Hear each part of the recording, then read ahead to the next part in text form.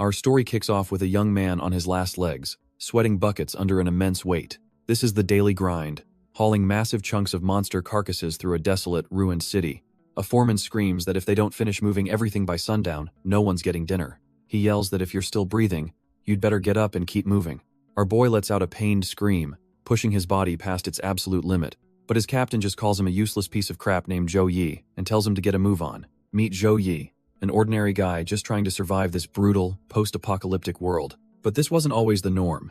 It all began not too long ago, back in the year 2026. A modern, bustling world was suddenly struck by a crisis beyond all human comprehension.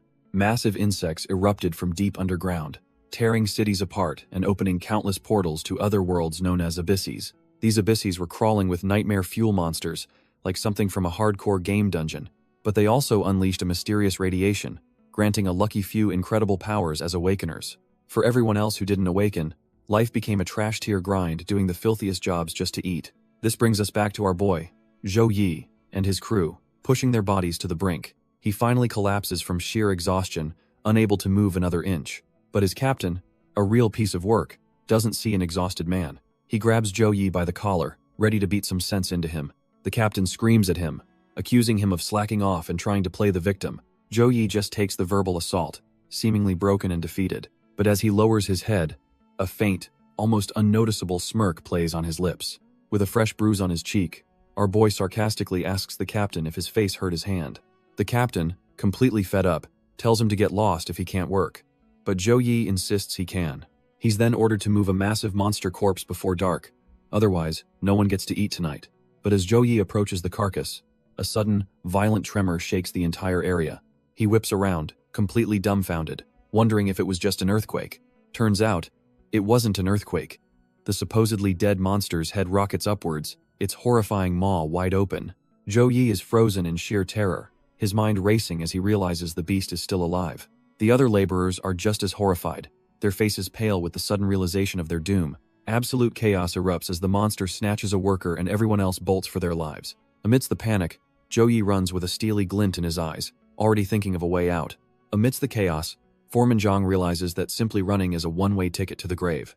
A cold, ruthless glint appears in his eyes as he formulates a truly despicable plan. Suddenly, the sharp crack of a gunshot rips through the air. Our boy Zhou Yi stumbles, a searing pain exploding from his leg. He's completely shocked, his mind reeling as he tries to figure out what just happened. Looking back, he sees the horrifying truth. Foreman Zhang is standing there, pistol aimed right at him. The foreman just cackles, leaving Zhou Yi crippled on the ground to serve as monster bait. Zhang doesn't spare him a second glance, callously declaring that this is the only purpose for weaklings. The bitter realization hits Zhou Yi like a truck the captain left him behind to save his own skin. As despair sets in, he reaches out, wondering why survival is so damn hard for someone powerless like him. A single tear escapes his eye, a testament to his utter despair. But as his vision clears, a fire of pure hatred for this cruel world ignites within him. His gaze falls upon a tiny cockroach, and a strange thought crosses his mind. He muses that in a world this messed up, maybe only cockroaches have it easy, surviving on scraps. After all, they're practically unkillable, having even survived the apocalyptic abyssal radiation.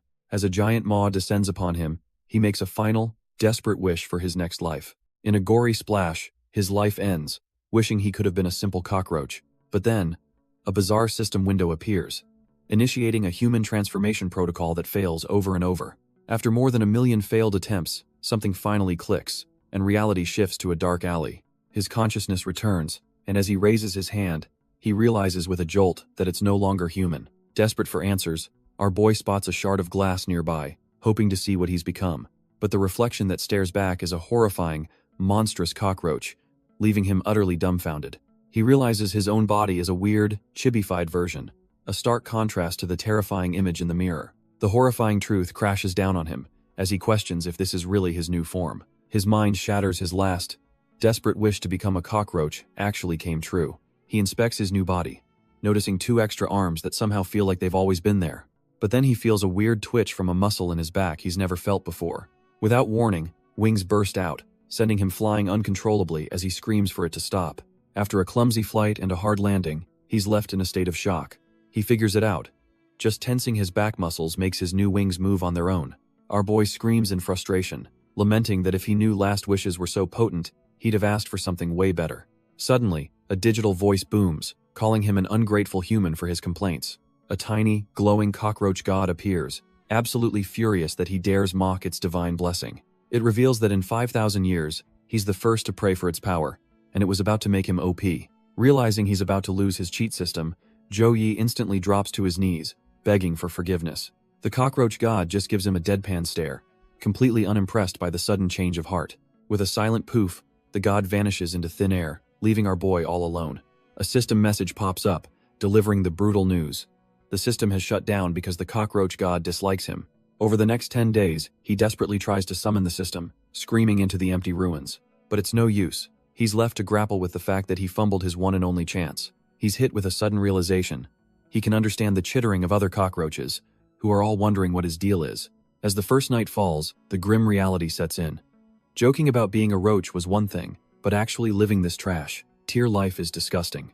His horror intensifies when he sees his new brethren feasting on some unidentifiable filth, and he can't help but vomit a rainbow of pure disgust. One of the roaches, mid-bite, looks up, completely dumbfounded by our boy's dramatic reaction. Suddenly, a friendly roach scurries over, offering to share a piece of what he calls freshly dropped dung. Zhou Yi is absolutely mortified, screaming for the creature to stay the hell away from him. But the roach is persistent, kindly offering him the solid piece since he prefers his own meal to be runny. That's the last straw. Our boy snaps, unleashing a furious punch while yelling at him to back off. The blow connects with a solid thwack, sending the well-meaning roach flying across the ground. Lying there, defeated, the poor guy just whimpers that his feelings are hurt, completely oblivious to why he just got decked. Still fuming, our boy tells the poor roach his breath smells like literal crap and to go die somewhere else. But by the 5th night, starvation hits hard, and he shamefully admits that even poop is starting to smell good. He panics, realizing he needs to find real food fast, or he might actually end up sleepwalking into a pile of dung. Tapping into his human knowledge, he figures the plastic trash bags that block smells for normal roaches won't work on him. He tears into a bag and hits the jackpot, finding something that's only 3 years expired. A system window pops up, identifying an expired egg yolk pie as edible and listing its calories. His human side is instantly repulsed, thinking that a 3-year-old snack is just plain nasty. But his stomach rumbles uncontrollably, and the sheer force of his hunger starts to overpower his disgust. He finally takes a bite and is blown away.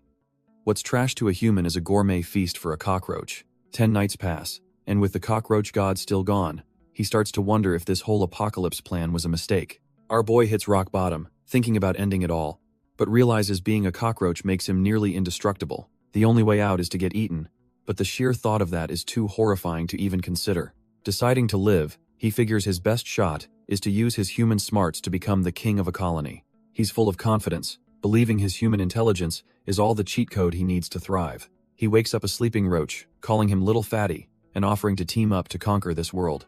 But the other roach just scoffs, telling him to get lost, since he can't even find fresh poop. The brutal rejection makes him realize that in this world, power is about being seen as a provider. He hardens his resolve, knowing he just needs one chance to prove he's not some trash-tier roach. On his 20th day, that chance arrives when some elite roaches announce they're moving to better feeding grounds. But the entire colony starts crying about leaving the poop behind, and our boy is just dumbfounded by his new people. The other roaches are wailing, terrified to go outside, but our boy just tells them to shut their traps. He can't believe his eyes. Are cockroaches really this pathetic and lazy? The elite roaches try to rally the troops, asking for a single volunteer to scout ahead, but all they get back is dead silence from the terrified mob. Our boy is completely fed up with these bugs, deciding he doesn't need their approval to survive. Suddenly, a message from the cockroach god pops up, hinting that this mission could earn him forgiveness. Realizing this is his one shot, he raises his hand with newfound determination. He volunteers to lead the charge, and the entire colony is just dumbfounded. Instantly, the other roaches are looking at him with awe, calling him a true hero. A wicked grin spreads across his face as he realizes this is the perfect start to his takeover. With his human memories back, our boy feels like he's got his cheat code reactivated. He scoffs at the dam, telling a terrified roach that crossing it will be a piece of cake. But the other bug explains that every food run is a suicide mission, with giant predators picking them off. Suddenly, our boy realizes the cockroach god might have just sent him out as a sacrifice. He's about to back out of the whole deal until a brilliant idea strikes him. Meanwhile, the terrified roach is completely losing it, crying his eyes out. An elite cockroach grabs the deserter from behind, not tolerating any cowardice. The elite demands to know where the trash-tier bug thinks he's going. But our boy steps in, announcing that beyond the dam lies a feast of monster corpses. First come, first served. The roaches are dumbfounded. They can eat monsters now? He smirks and tells them to keep up as he leads the way. But the cowardly roach tries to back out, pathetically claiming he's on a diet. The elite cockroach just stares him down, his silence more terrifying than any threat. In a flash, the elite moves with blinding speed, not tolerating this insubordination. He snatches the little guy, declaring that if they want Scout for food, they'll become food instead. Watching this, our boy is hit with a grim realization. Even as bugs, it's still survival of the fittest. He's suddenly thrown back into a memory of his human life, where his weak team was treated as disposable nobodies. His old foreman's voice echoes in his mind, screaming at them for being useless freeloaders. He realizes the foreman and this elite cockroach are cut from the same trash-tier cloth. Back in the present, the elite smashes the small roach into the ground, telling him to be grateful for the chance to die for the colony. He then launches himself into the air, ready to execute the deserter with a devastating final blow. The weakling is brutally crushed underfoot, a grim lesson for anyone else thinking of deserting.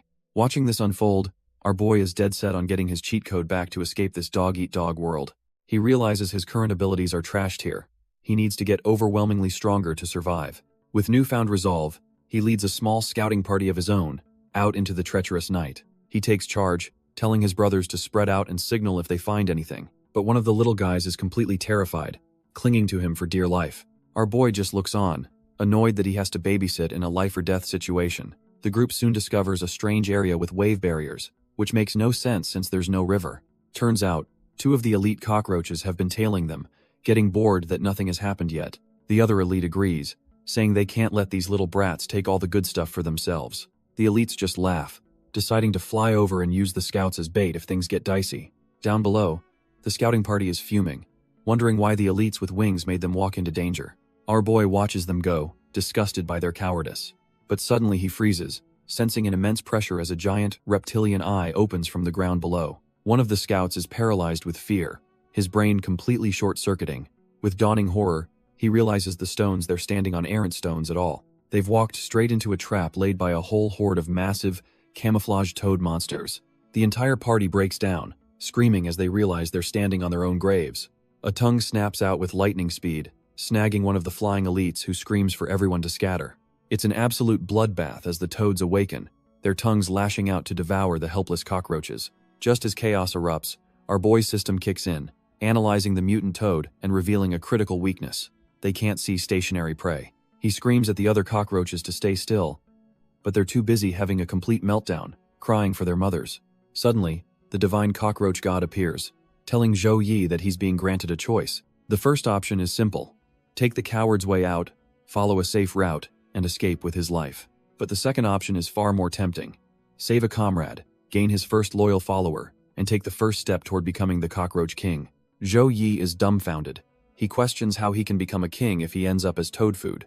He steels his resolve, knowing he has to make a choice, while another cockroach continues to wail in the background. He looks over at the pathetic bug cowering behind a rock, and it seems his decision is made. But this moment triggers a memory, flashing him back to his desperate days as a human. He remembers the powerlessness, the chaos, and realizes the thing he wanted most back then wasn't to become a bug, but something more. He remembers reaching out from the rubble, wishing for just one thing. Back when he was a helpless human, he wished someone would be brave enough to turn back and save him. The cockroach god starts a countdown, and our boy realizes that even now, he still longs for a savior. With his mind made up, he swoops in to save the other bug, who's still yelling at him for being a fatso. The rescued roach is bawling his eyes out with gratitude, but Zhou Yi snaps at him to shut up and let him concentrate. He grabs his new blubbering comrade and makes a desperate flight for safety. But their escape is cut short as the gaping maw of a massive camo toad appears right in their path. With no other choice, Zhou Yi unleashes a desperate blast of energy straight down the monster's throat. It's not enough. The toad's jaws clamp down, and our boy is trapped, using every ounce of strength to hold them open. Suddenly, a system notification appears. He's passed the cockroach god's test, unlocking a terrifying new trait called Devour All Things. With his new trait activated, our boy decides to turn the tables on this trash-tier toad. He immediately absorbs the monster's abilities, gaining a sticky tongue and acidic mucus. The camo toad doesn't stand a chance, exploding from the inside out in a shower of green gore. A special reward notification pops up as a human foot emerges from the disgusting puddle. Turns out, the reward was his human form, unlocking a powerful new state called Blind Body. He can feel the raw power coursing through him, a grim smile spreading across his face. Yi throws his arms wide and lets out a triumphant roar, announcing his return to the world. The cockroach god appears, commending him for his righteousness and declaring him a worthy successor. Our boy is completely dumbfounded, wondering if this means he's finally free from his cockroach life. But the god simply explains that being a cockroach means being indestructible, so his form is irrelevant. Yi is completely lost, asking the god to dumb it down for him. The god screams that it's simple. He gets to be human while keeping his cockroach immortality. It finally clicks, and our boy is ecstatic, celebrating his freedom from being a bug. But in his joyous leap, he feels something squish underneath his foot. He lifts his foot in horror to see he's accidentally flattened the very fatty cockroach he just saved. The cockroach god is absolutely livid, pointing out that he just murdered the companion he was rewarded for protecting. Total panic sets in, as Yi realizes his human form is on the line. He knows his survival now depends on his acting skills. The god continues to rage, calling him a moron and wondering how he could have chosen such an idiot. Without missing a beat, Yi starts wailing, clutching the remains of the cockroach in a display of utter despair. He puts on the performance of a lifetime, crying to the heavens about how fate has cruelly taken the companion he raised himself. His Oscar-worthy performance actually works, making the cockroach god think their bond might run deeper than he thought. But the god cuts the act short, telling our boy to stop crying because little fatty isn't actually dead.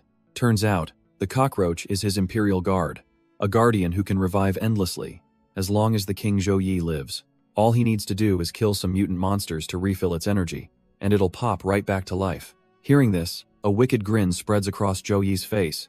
He was going to spare the toads, but now, that's impossible. He channels his inner colossal titan, vowing to teach these monsters the terror of being dominated by a human.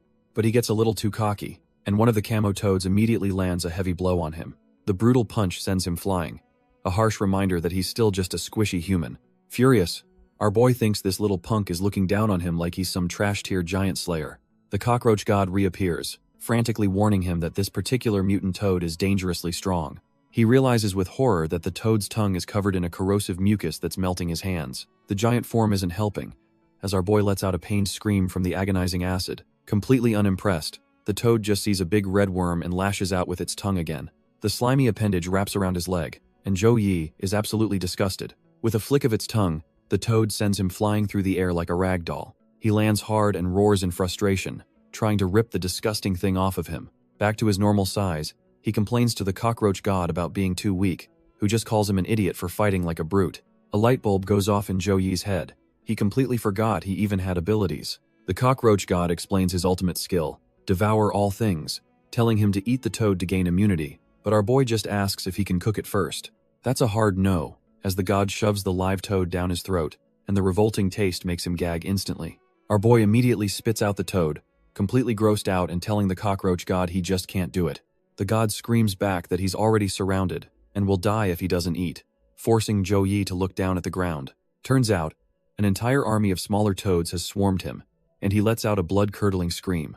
As the creepy crawlies climb all over his body, his panic suddenly halts as a realization dawns on him. He remembers his past life, working himself to death without even a scrap of food to eat. His entire mindset flips. He realizes this isn't a punishment, it's a free buffet being served right to his mouth. With a new fire in his eyes, he stops whining and starts chowing down on the little monsters. His Devour All Things skill activates, granting him corrosive mucus, frog leap, and elastic muscles as he emerges reborn. A confident smirk spreads across his face as he thinks to himself that their pathetic tricks are useless now. He immediately puts his new skills to the test, leaping through the air and kicking the absolute stuffing out of the toad horde. Feeling his newfound power, our boy smugly reflects on how lonely it is to be invincible. His moment of cringe is abruptly shattered by a blinding flash of light from behind. He whips around, his instincts screaming that something is wrong. A convoy of armored trucks appears, with a soldier reporting a naked weirdo doing unspeakable things to toads. Mistaking them for rescuers, he tearfully reaches out, thinking his ordeal is finally over. But instead of a rescue, he gets a volley of arrows to the chest as the order to execute is given. The soldiers surrounding him don't hesitate for a second, treating him like just another monster. It turns out this heavily armed group is the infamous Extermination Squad. Yi is completely dumbfounded, the grim reality of the situation crashing down on him. He remembers them from his past life, their humanity's strongest awakeners, and they've mistaken him for the enemy. He recalls their purpose, to maintain order and protect the last bastions of humanity. The thought hits him, if these guys are here, it must mean he's finally close to a human city. Overcome with joy, our boy screams out, thinking his nightmare is finally over and these are his rescuers. But instead of a helping hand, he gets a face full of tranquilizer darts. He collapses, riddled with projectiles, completely stunned by the sudden, brutal attack. The squad's armored convoy rolls up, and soldiers dismount to secure their prize. They confirm the target is down and move in to capture him, treating him like some kind of rare specimen. With his last bit of strength, he raises a hand, desperately trying to tell them to wait, that it's all a mistake. But then something inside him snaps, and a new power, elastic muscles, activates on its own. His body instinctively flexes, and the darts are squeezed right out of his skin as he begins to stand up. The darts just pop right out of his skin, much to his own surprise. Seeing this, the soldiers immediately realize their target is far more dangerous than they thought and take up combat positions. Our boy frantically tries to explain it's all a misunderstanding, pleading with them that he's not an enemy. But they're not listening to a word he says. The order is given to aim and fire. Turns out, their captain is a smug-looking woman who coolly orders her squad to capture him alive. He's dumbfounded, wondering if these guys are even capable of understanding human speech. Suddenly, the roar of engines fills the air as several soldiers on motorcycles peel out. They immediately start closing in, boxing him in from all sides. In seconds, he's trapped in the center of a roaring vortex of bikes, a classic intimidation tactic. One of the riders pulls out a capture weapon, ready to make his move on the cornered target. Before he can react, high-tech wires shoot out and instantly bind his limbs. The soldiers gun their engines, yanking him off his feet and into the air. They peel off in 4 directions, stretching our boy out like a living X. The sheer force threatens to tear him apart as he screams in agony. But through the blinding pain, he grits his teeth, realizing he has to fight back now or never. He taps into a nasty little trick up his sleeve, activating his corrosive mucus ability. A foul, green slime begins to secrete from his skin, covering the restraints. The squad captain looks on, her smug expression faltering for just a second. The advanced wires are no match for his biology, melting away into nothing. Now free, he uses the built-up tension to launch himself like a missile toward the nearest soldier. The squad captain's smug look vanishes, realizing this isn't just some monster he might be an awakener. She screams at her squad not to let him escape as our boy makes a mad dash for freedom. One of the soldiers lunges forward, managing to grab him by the waist. But Zhou Yi's corrosive mucus makes him impossible to hold, and the soldier's hands slip right off. The soldier stares, dumbfounded, as the acidic slime begins to eat away at his gloves. His comrades can only watch as Zhou Yi continues to flee, one of them finding the whole chase rather amusing. Suddenly, another soldier leaps high into the air, preparing to bring down a crushing blow. He swings his weapon with enough force to shatter the ground where our boy stands. But Zhou Yi isn't just standing there. He sees the attack coming and prepares to counter. With a slick maneuver, he slides right under the attack, letting the soldier's weapons slam into empty space. Desperate, our boy calls on his system, activating a brand new trait he's never used before. He unleashes Frog Leap, rocketing himself an impossible distance across the battlefield. Landing far away, he can't believe his luck.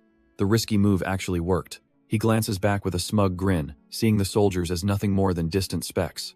Getting cocky, he taunts the air, convinced there's no way they can catch him now. But his victory lap is cut short as he's suddenly tripped, his face full of confusion. He crashes to the ground, finding a mysterious purple ribbon wrapped tightly around his ankle. The squad captain reveals herself, casually asking if he really thought he'd gotten away. With a single, effortless pull, she yanks him off his feet and drags him helplessly toward her. Before he can even process what's happening, she unleashes a flurry of ribbons, completely immobilizing him. With our boy completely subdued, the squad captain learns this is the 13th target they've captured. Without a second thought, she hops on her bike and mercilessly drags him across the ruined city like a sack of potatoes. His desperate pleas for mercy are lost in the wind as a whole military convoy follows close behind. They're all heading towards a massive, fortified settlement known as Stronghold City, humanity's last bastion. As they approach the Vermilion Bird Gate, the guards announce the return of Vice Captain Eileen. She orders them to open the gate just enough to slip through, wary of any monsters lurking outside. Eileen coolly speeds through the narrow opening, showing she's done this 1,000 times. Our boy can only scream in terror as he's yanked through the massive gate just before it slams shut. His new home is revealed, the infamous Extermination Squad prison. Now in a prison uniform, he tries to talk his way out, but the staff are just shocked that this one, unlike the last 12, can actually speak. The squad captain warns the staff that, while the previous 12 refugees tested as human, her gut tells her something is deeply wrong with them. She recalls how they looked utterly inhuman, more like monsters wearing skin suits. One staffer suggests just executing them, but another insists they wait for the gene test results, refusing to become murderers. It finally dawns on our boy he was captured just because he fit the same weirdo profile as the others. The mention of a gene test sends him into a panic, and he desperately asks the cockroach god if they can be found out. But his divine backup is completely useless, having no idea what a gene test is, and our boy realizes he's on his own. With a heavy slam, the door to the cell block seals him inside his new concrete hell. The guards escort him down the hall, telling him to behave, but then they notice the lights are out where the other prisoners should be. One of the staff members turns to her colleague, asking if she moved the other 12 inmates somewhere. Her partner is just as confused, confirming she didn't touch them, as they both stare at the single remaining prisoner, wondering where everyone else went. Their attention turns to the only inmate left, a bald man sitting silently in his restraints, seemingly oblivious. The squad captain and her staff are completely baffled, unable to comprehend how 12 people could just vanish into thin air. Suddenly, a weird, fleshy membrane drops from the ceiling, completely covering our boy's head out of nowhere. Everyone looks up in sheer panic, their blood running cold as they try to process what is floating above them. And the answer is a scene from a horror movie. The 12 missing prisoners are now floating like grotesque, human-faced balloons. Their heads are swollen to impossible sizes, their faces stretched into silent, agonizing expressions of pure terror. Zhou Yi is about to have a full-blown panic attack when he notices the bald prisoner is now glowing with a sinister red aura. A low growl rumbles from the inmate's chest as he begins to power up, his face hidden in shadow except for 2 burning eyes. A sadistic grin spreads across his face as his skin begins to crack and split, revealing the monster he truly is. In a sickening burst of flesh and red energy, his head explodes into a horrifying maw of teeth, ready to feast. Our boy and a lead researcher are left completely dumbfounded by the sudden, horrifying transformation. The bald prisoner's new form is a writhing mass of flesh and tentacles, roaring as it lunges forward. It unleashes pure chaos, flinging Zhou Yi aside and ensnaring the helpless staff members. The squad captain reacts instantly, barely dodging a whip-like tentacle strike aimed right at her. She grits her teeth, finally understanding that this horrifying creature is the prisoner's true form. But the researcher isn't so lucky, screaming in agony as red pustules erupt all over her skin. The parasitic infection spreads with terrifying speed, consuming her in a matter of seconds. Zhou Yi looks down in horror to see the same grotesque spores blooming on his own arms, completely bewildered by the situation. Suddenly, the cockroach god appears, urgently warning him that he's been parasitized and needs to chew the monster's spores to survive. The monster ignores them, its gaze locked on the squad captain as it growls that it wants to possess her body. The squad captain smirks, completely unfazed. She's more interested in the fact this new species can talk. While she's distracted, the monster's tentacles snatch up the last 2 researchers, who scream in pure terror. Wasting no time, she summons her purple energy whip, ready to slice the beast to ribbons. She leaps through the air with insane agility, dodging the flailing limbs that smash the researchers into the floor. But she realizes this is a bad matchup. Parasite types are a pain, and her powers are nearly useless without any magic crystals.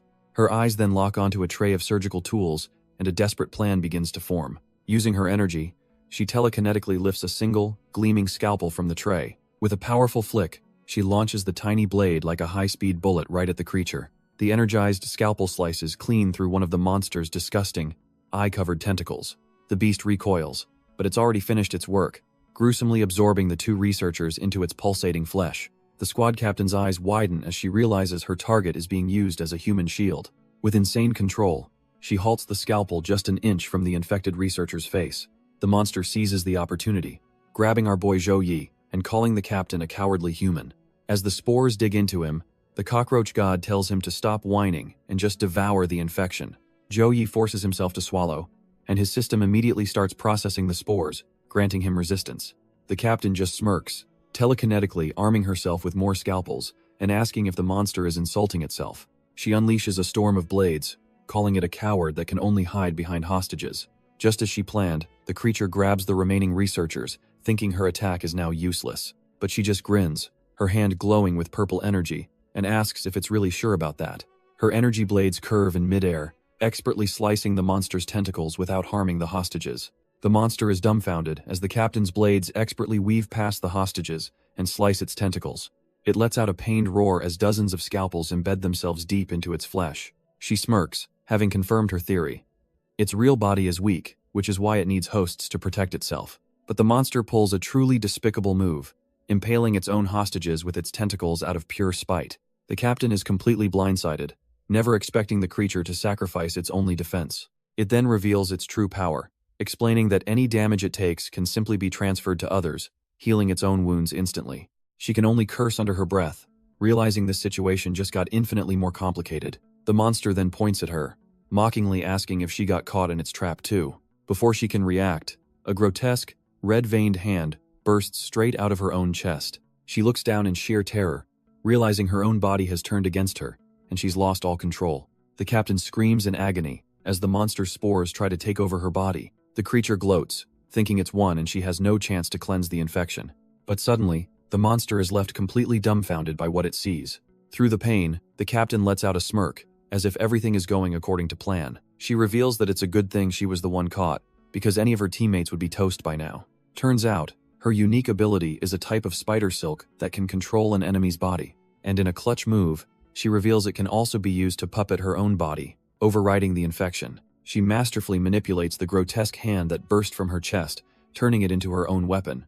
With a flick of her wrist, she forms a razor-sharp blade from her energy threads. In a flash of purple light, she slices clean through the monster's appendage, severing its control. The captain smirks, mocking the monster that it took so little effort to break free from its grasp. But the monster isn't worried, warning her that if she keeps struggling, she'll just bleed out and be useless. He then reveals his trump card to infected researchers and threatens to kill them if she runs, suggesting they escape together. The captain just scoffs, telling the beast that she's not leaving until she's put him in the ground for good. Suddenly, the monster's attention is drawn to our boy, Zhou Yi, who's being crushed by its tentacles. The creature is completely dumbfounded, realizing its mind control infection isn't working on him at all. Annoyed by this anomaly, the monster decides to just erase him, firing a massive energy beam. Zhou Yi sees the attack coming and knows he's a dead man. There's absolutely no way to dodge it. But just as the beam is about to connect, mysterious purple threads suddenly wrap around his body. In a clutch save, the squad captain yanks him out of the blast's path with her energy silk. The grotesque monster seethes with rage, dumbfounded that its kill shot completely missed its target. With a sharp tug, the captain yanks our boy through the air, away from the smoldering crater. Zhou Yi lands on the ground, winded but alive, and immediately starts thanking her for saving his life.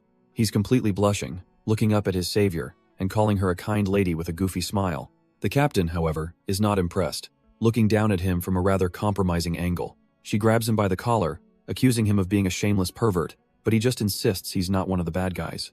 Now, on their feet, she explains that since He's immune to the monster's control, they have two options.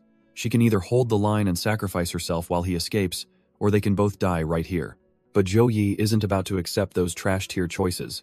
A new resolve hardens in his eyes. He stands tall, looks her dead in the eye, and declares that he's choosing option C. The squad captain is completely dumbfounded, demanding to know what the hell option C even is. Our boy just grins, proposing they team up and blow that ugly mushroom monster to bits together. She's a little impressed but mostly skeptical, asking why he's so eager to throw his life away. Zhou Yi's expression turns dead serious, his resolve unwavering as she watches him.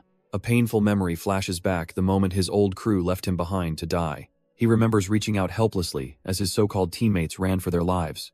The sight of their cowardice is seared into his mind forever. Back in the present, he declares that he despises cowards who abandon their allies more than the monsters themselves. The captain scoffs at his brave little speech, wondering if this guy is a hero or just a complete idiot. But our boy's inner monologue reveals his true angle. He knows the monster's weakness and plans to use this win to secure a cushy spot in the extermination squad. The monster scoffs, finding it pathetic that humans still try to show off even when facing death. With a roar, it unleashes a storm of fleshy tentacles, aiming to crush both of them in one go. But our boy has a plan, yelling at the captain to use her body control ability on him since he's got the guts but none of the skill. The captain agrees to the insane proposal, warning him that she can't guarantee his safety in this reckless gambit. With a flash of purple energy, her spider silk-like threads shoot out and pierce right into Zhou Yi's body. A wicked grin spreads across her face as she takes the reins, feeling his cockroach-like resilience flow through her control. Now a living puppet, Zhou Yi bolts forward with inhuman speed, the captain piloting him directly towards the beast. But the monster has a twisted defense, using the infected researchers as a living shield and taunting him to get through. The monster is left dumbfounded as the captain masterfully maneuvers Zhou Yi through the gaps between the puppets. In a blur of motion, our boy closes the distance and slams a devastating blow into the monster's human shield. The lead researcher can only scream as Zhou Yi, moving with unnatural speed, zips right past her. From the backlines, the captain masterfully pulls the strings, her only thought being to crush this abomination. He slides across the fleshy ground, effortlessly dodging another one of the monster's living projectiles. The captain makes him dance through the chaos, turning the gruesome battlefield into her personal puppet show. The monster is stunned, realizing that its target is somehow moving even faster than before. It finally clicks for the beast. This isn't the prisoner's own power. That woman is controlling him. The captain lets out a smug grin, thinking the monster might have a few brain cells after all for figuring it out. Having finally broken through the meat shield defense, our boy is launched directly at the monster's core. All of Zhou Yi's own will and rage surge into a single, primal scream as he's thrown forward. His fist sinks deep into the creature's flesh, but the monster just scoffs, confident he's too weak to break its defense. But just as the monster scoffs, a system window flashes. A new trait has just been activated. Turns out it's a doubleheader. Elastic muscles and corrosive mucus now coat his fist in a sizzling green acid. The punch rips through the beast's chest, blowing a massive, gory hole straight through its core. It lets out a blood-curdling scream as the acid immediately starts melting its flesh from the inside. Even the captain is dumbfounded, realizing her little puppet was hiding some serious abilities from her. The monster's body begins to dissolve and drip away, the corrosion too potent for its regeneration to handle. It stumbles back in utter disbelief, unable to comprehend the sheer power behind that single attack. For a moment, a flicker of our boy's true self shines through with a look of cold satisfaction. The monster desperately tries to use its ultimate skill, thinking it can just transfer the fatal damage away. But when it looks down, it's met with confusion for some reason. Its trump card isn't working at all. The monster is in a full-blown panic, realizing its regeneration has been completely shut down. Turns out, the squad captain was one step ahead the entire time. With a smirk, she reveals she already extracted all his parasitic spores from the researchers he'd infected. She crushes the pulsating mass in her hand, completely severing his only escape route. Her attention then snaps back to our boy, her eyes glowing as she wonders how fun it'll be to slice him up. Defeated, the monster's body begins to crack and crumble into nothingness. But it has one last trump card, detonating one of its massive, floating head bombs from above. The entire prison floor is showered in a gruesome rain of blood and gore. Both the captain and Zhou Yi are caught completely off guard by the sudden explosion. They watch in disbelief as all that blood starts gathering, flowing back into the monster's dissolving body. From the gory mess, a horrifying new form begins to rise, its single eye glowing with pure malice. Both the captain and our boy are dumbfounded, realizing this fight is far from over. The blood pools together, bubbling and twisting as it reforms the monster's body from scratch. It towers over them, a colossal beast born from the remains of its last-ditch explosion. The creature grins, boasting that they're the first humans to witness this form and better make it a good fight. Before the captain can even process the threat, the monster lunges forward with impossible speed. Its fist connects with terrifying force, sending her flying like a ragdoll down the entire length of the prison hall. She smashes into the far wall with a sickening crunch, the impact cratering the solid steel. Zhou Yi can only stare in disbelief. The woman who controlled him like a puppet was just one-shotted. Coughing up blood, the captain realizes with dread that this thing is on a completely different level now. Barely conscious, the captain can't even believe the sheer power difference. The monster gives her no time to recover, smashing into her with another bone-shattering blow. It drives her through another reinforced wall, like she's made of paper. Before she can even hit the ground, the creature is on her again, delivering a final, crushing stomp. She's left in a crumpled heap, bleeding from her mouth and completely incapacitated. The red beast stands over her, a testament to its overwhelming new strength. But it suddenly pauses, realizing that amidst the chaos, someone actually managed to land a hit on it. Its head snaps around, its glowing eyes locking onto Zhou Yi from across the hall, identifying him as the culprit. Our boy feels a cold sweat as he realizes he's just painted a massive target on his back. The monster doesn't even hesitate, launching itself at Zhou Yi like a crimson cannonball. It smashes into our boy's gut with enough force to liquefy his insides, sending a spray of blood everywhere. He's sent flying across the room, slamming into the ground so hard it craters beneath him. A system notification pops up, confirming the grim reality. Every bone is broken and his organs are severely damaged. His eyes roll back into his head. By all accounts, that single blow was a fatal one. But just as he's about to fade, his overpowered immortality trait kicks in, initiating a full-body regeneration. Bones begin to snap and grind back into place as his body forcibly stitches itself back together. Zhou Yi jolts back to consciousness, a silent scream in his mind as he realizes how close he just came to permanent death. Suddenly, the cockroach god appears, frantically warning him that if he takes another hit like that, not even it can save him. Taking the god's warning to heart, our boy Zhou Yi decides his only move is to play dead. From the ground, he can only watch and pray that the squad captain somehow has what it takes to win this. The monstrous bald prisoner stands over him, a terrifying silhouette of pure power. This beast scoffs, muttering to itself about how ridiculously weak its opponent is. Suddenly, a sharp sound catches its attention, and it turns just in time to see what's coming. The squad captain flies in with a desperate, all-or-nothing kick aimed right at its head, but the monster just casually snatches her leg out of the air, completely stopping her momentum. She's utterly dumbfounded, unable to process how her final, most powerful attack was just no-sold. With a wicked grin, the creature tightens its grip and prepares to slam her into the ground. With zero effort, the monster ragdolls the squad captain, smashing her into the wall with brutal force. The impact is so immense it shatters the reinforced wall, leaving a massive crater. She's left pinned and bleeding, trapped by some kind of sticky white substance. The bald prisoner scoffs, pointing out how pathetic it was that she tried to tie him up with her silk ability. He casually rips her free and tosses her into the air, complaining about how uncomfortable the silk feels. As she falls helplessly, the creature winds up for a devastating punch, ready to end this. The blow connects with the force of a freight train, sending her flying back into the wall. She's slammed against the concrete, her own silk-like powers now pinning her in place. Slumped on the ground, she realizes in horror that both of her legs are completely broken. Coughing up blood, the squad captain grits her teeth. Her legs may be useless, but she can still fight with her arms. Our boy Zhou Yi, who's been playing dead, finally opens his eyes to see the absolute carnage. He's dumbfounded. If even Vice Captain Eileen of the elite extermination squad was defeated, their situation is hopeless. With a surge of desperation, he starts crawling, calling out to someone nearby. He reaches the unconscious researcher, pleading with her to tell the vice captain to unleash her full power. But as he begs, her hand falls open, revealing a strange, glowing red crystal. Zhou Yi freezes, his eyes locking onto the mysterious object. Realizing no one else is coming to save them, he makes a split-second decision and takes the crystal for himself. A grim look of determination flashes across his face. He's got a new plan. Staring at the massive monster between him and the fallen squad captain, our boy panics, realizing this is an impossible mission. Suddenly, the cockroach god appears, telling him there's a slim chance if he pushes his elastic muscles trait to its absolute limit. Zhou Yi's hope is immediately crushed when the cockroach god reveals the plan's success rate is a trash tier 10%. The divine being lays it out cold. It's either a 10% chance to live, or a 100% chance to die, doing nothing. With no other choice, Zhou Yi's face hardens with grim resolve. He activates his elastic muscles trait, his body coiling like a spring ready to snap. With a desperate roar, he explodes forward, a blue and white blur rocketing across the floor.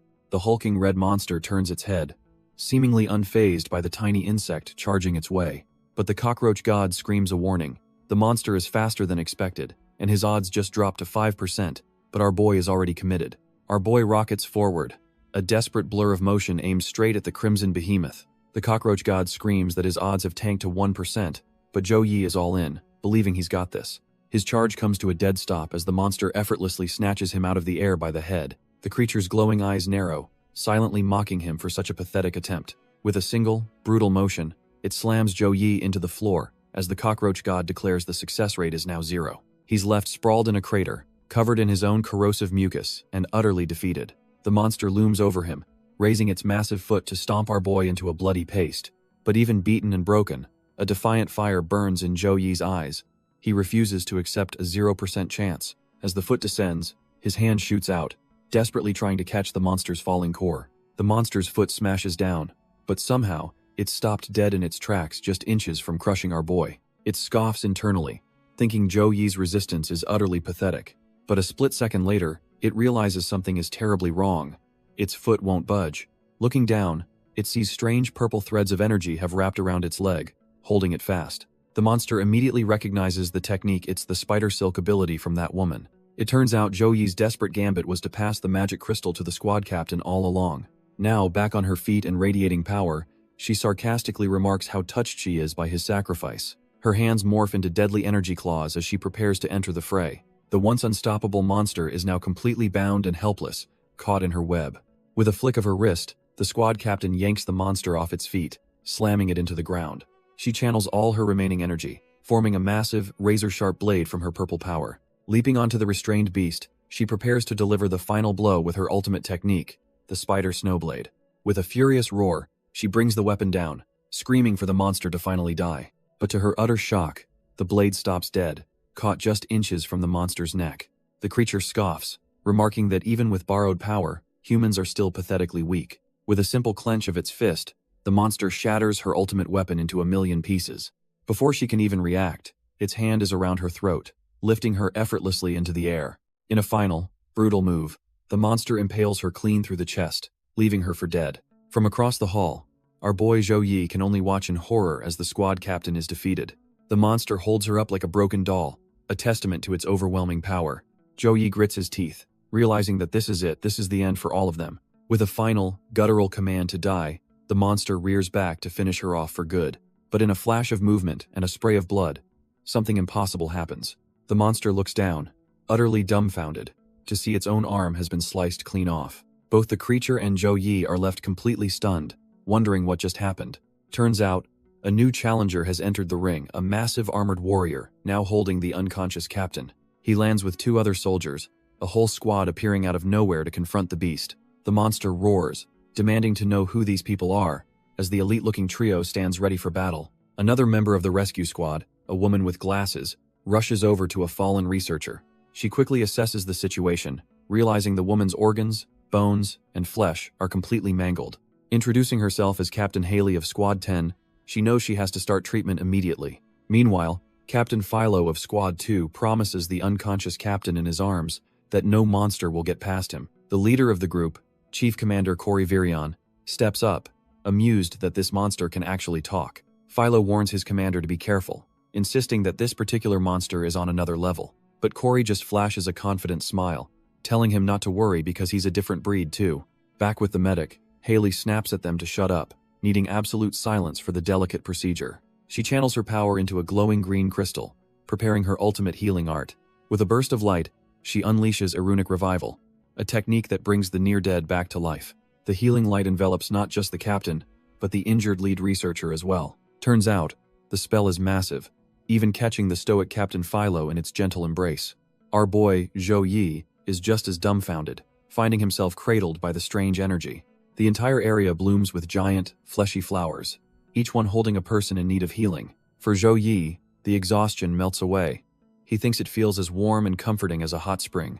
Hez so drained from everything that he's about to finally pass out and get some rest. But suddenly, the cockroach god zips in, jabbing him with an adrenaline shot and yelling that it's supposed to burn. Haley is completely baffled, wondering why her gentle healing art is causing someone to scream in agony. The tiny god tells Zhou Yi he's a lucky kid and orders him to stay awake to witness the peak power of this era. The scene shifts to Chief Commander Cory, who now stands ready to face the enraged monster head-on. Cory calmly introduces himself as the Chief Commander, figuring since the beast can talk, maybe they can reason with it. But the monster just scoffs, snarling that it doesn't waste time talking to its food. Before Cory can even react, a massive cable above them snaps loose with a loud twang. It's not just a cable though, it's coated in the same grotesque red flesh as the monster. Our boy Cory doesn't even flinch, just looks up to analyze this trash-tier ambush attempt. Suddenly, the entire ceiling begins to drip and bleed, as if the whole room is coming alive. The monster boasts that it has already devoured all the other captives, absorbing their power. With a roar, it declares that the entire extermination squad will die right here, right now. A tidal wave of crimson flesh and tentacles surges forward, swallowing Cory in an instant. From his healing pod, Zhou Yi can only watch in horror, screaming that they're surrounded by monsters. But just as the fleshy wave is about to hit, the big guy Philo unleashes a powerful gust of wind. He spins like a top, whipping up a massive cyclone that engulfs the entire area. The monster's crimson tendrils are instantly shredded to bits as they slam into the gale force winds. Turns out, the attack wasn't just for offense. It created a perfect defensive barrier around Haley. From his perch, Zhou Yi can only stare, completely dumbfounded by the sheer scale of this power. The monster's fleshy assault is useless, getting torn apart by the cyclone barrier before it can even get close. Philo grits his teeth, telling Haley he can hold the line, but she's got to handle the blood infection herself. With a smirk, she just calls the monster trash and says she'll take care of it, no problem. Zhou Yi finally understands. This is the overwhelming power of a captain, level awakener. Suddenly, Cory appears, and the monster realizes its plan worked. It stalled 2 captains, and now it can finally deal with him. Seeing its target, the monster decides to go all out, absorbing all the surrounding blood energy. It lets out a horrifying scream as its body contorts and expands, undergoing another transformation.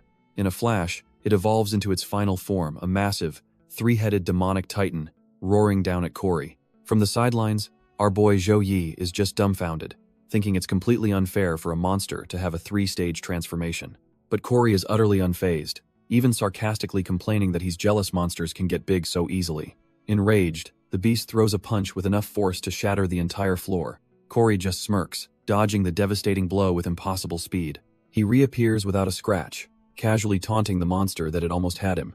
The beast roars in pure fury, realizing it just got played by this cocky swordsman. As the monster swings its massive arm for another strike, Corey leaps into the air, ready to counter. With incredible agility, Corey slides right under the monster's colossal fist.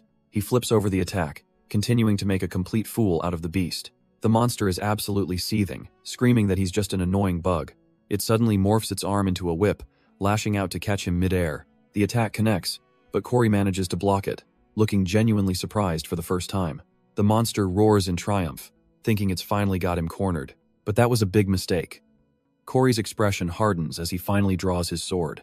In a flash, the air is filled with a blinding flurry of golden sword strikes. He lands back on the ground, calm and composed as if nothing happened. Behind him, the once mighty demon crumbles into a dozen cleanly sliced pieces. The monster's mind goes blank, unable to process how it was so utterly defeated. But Corey isn't finished. With a simple gesture, he triggers the final part of his attack. The monster's remains are instantly vaporized, leaving nothing but a shower of blood. Our boy just smirks, completely unfazed by the gruesome display he just created. Turns out, the massive demon was just a shell. Its true form is a tiny, pathetic-looking jellyfish creature. With a flick of his wrist, Corey expertly scoops the little monster out of the air. He neatly traps it in a containment vial, laughing triumphantly. The swordsman celebrates like a kid, ecstatic that he actually caught the thing alive. He excitedly asks his teammates if he gets to name the first talking monster in history. But Haley is having none of it, grabbing him and yelling that he needs to think about how they'll explain this destroyed facility to the council. As the rescue team departs, our boy watches them, thinking his boss is a complete idiot. He's left dumbfounded by their insane power, and the cockroach god reminds him of the massive gap in their strength. The scene suddenly shifts to a series of pristine, modern doors. We find ourselves inside a clean, well-kept apartment, a world away from the prison. Zhou Yi slowly regains consciousness, groggily wondering where on earth he is. He's shocked to find himself submerged in a bathtub filled with a glowing, rejuvenating liquid. Just as he's processing this, he hears the sound of a shower running right beside him. His eyes widen as he sees the unmistakable silhouette of a woman through the shower curtain. Completely flustered and blushing, he tries to figure out what the hell is going on. The curtain slides open, revealing the squad captain, who calmly asks if he's finally awake. She casually explains that with the prison trashed, she had no choice but to bring him to her home for supervision. Our boy is absolutely losing his mind, wondering why this whole situation had to involve them being naked together. Eileen just tells him to stop being shy, claiming the hot water is only available now, so they had to share. She then properly introduces herself as Eileen, vice captain of Squad 1, and asks for his name. Zhou Yi, blushing furiously, stammers that he thinks his name is Zhou Yi, clearly still rattled by everything. Without missing a beat, she tells him to scoot over and dips her foot into the healing water. A huge splash erupts as she climbs into the tub. He's left completely dumbfounded as Eileen settles in right in front of him. She then turns around, ordering him to lie down so she can properly inspect his wounds from the battle. The moment her hand touches his back, our boy's brain just completely short-circuits.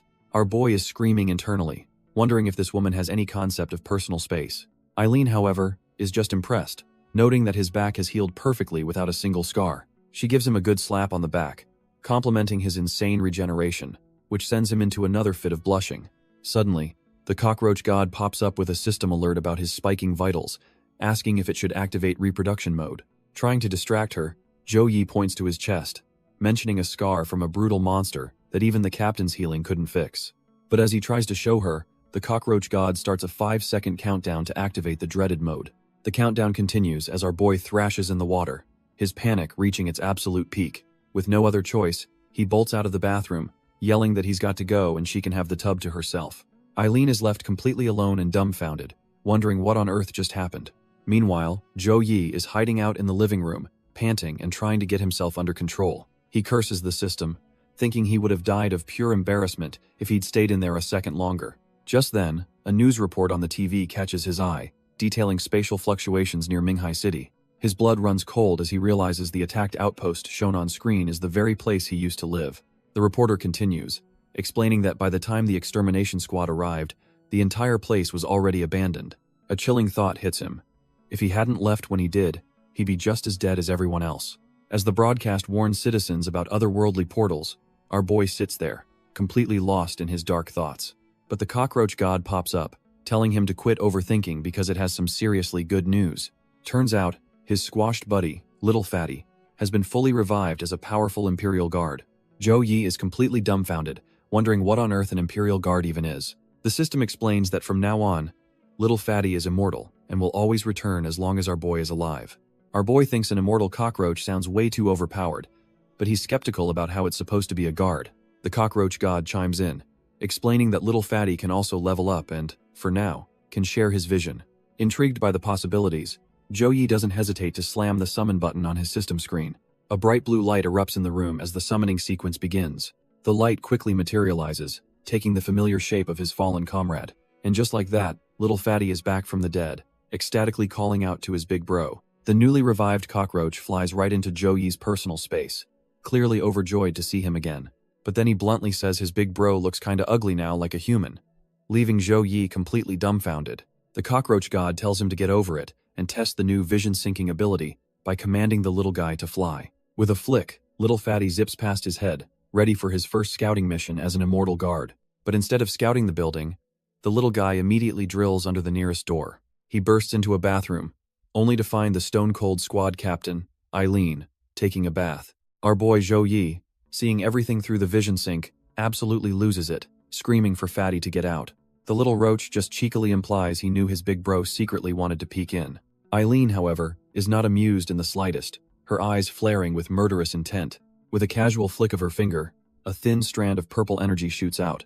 The energy whip instantly wraps around Fatty, trapping the poor guy mid-air. She constricts her power, and the immortal guard just melts into a pile of disgusting goo. Back in his room, Zhou Yi is completely dumbfounded, his mind short-circuiting from the horror he just saw. Then the psychic backlash hits him like a freight train, and blood erupts from his eyes as he feels Fatty's agonizing death. The cockroach god casually explains that he forgot to mention a tiny detail. If a shared sense unit dies, our boy suffers the backlash. The next day, after recovering from the ordeal, Zhou Yi waits outside what looks like an agency building. Suddenly, a test report is slammed down on the table in front of him. It's Eileen, and she informs him that his test results came back completely normal. Zhou Yi looks at the folder, a little stunned by the news. With a smug look, she tells him he's free to go, clearly trying to get rid of him. But our boy doesn't move, his mind hardened by the horrors he witnessed. He places his hand firmly on the report, having made a life-changing decision. Looking her dead in the eye, he declares that he wants to join the extermination squad. Eileen is completely caught off guard, questioning if he's serious since their squad's mortality rate is sky-high. But Zhou Yi fires back, asking if she really thinks the survival rate for normal people is any better in this monster-infested world. He declares that he's an awakener who fought by her side, his record is clean, and he wants a straight answer. Eileen just stares, his raw determination clearly getting through to her. She finally lays out the facts. The extermination squad's selection tournament is in just 7 days.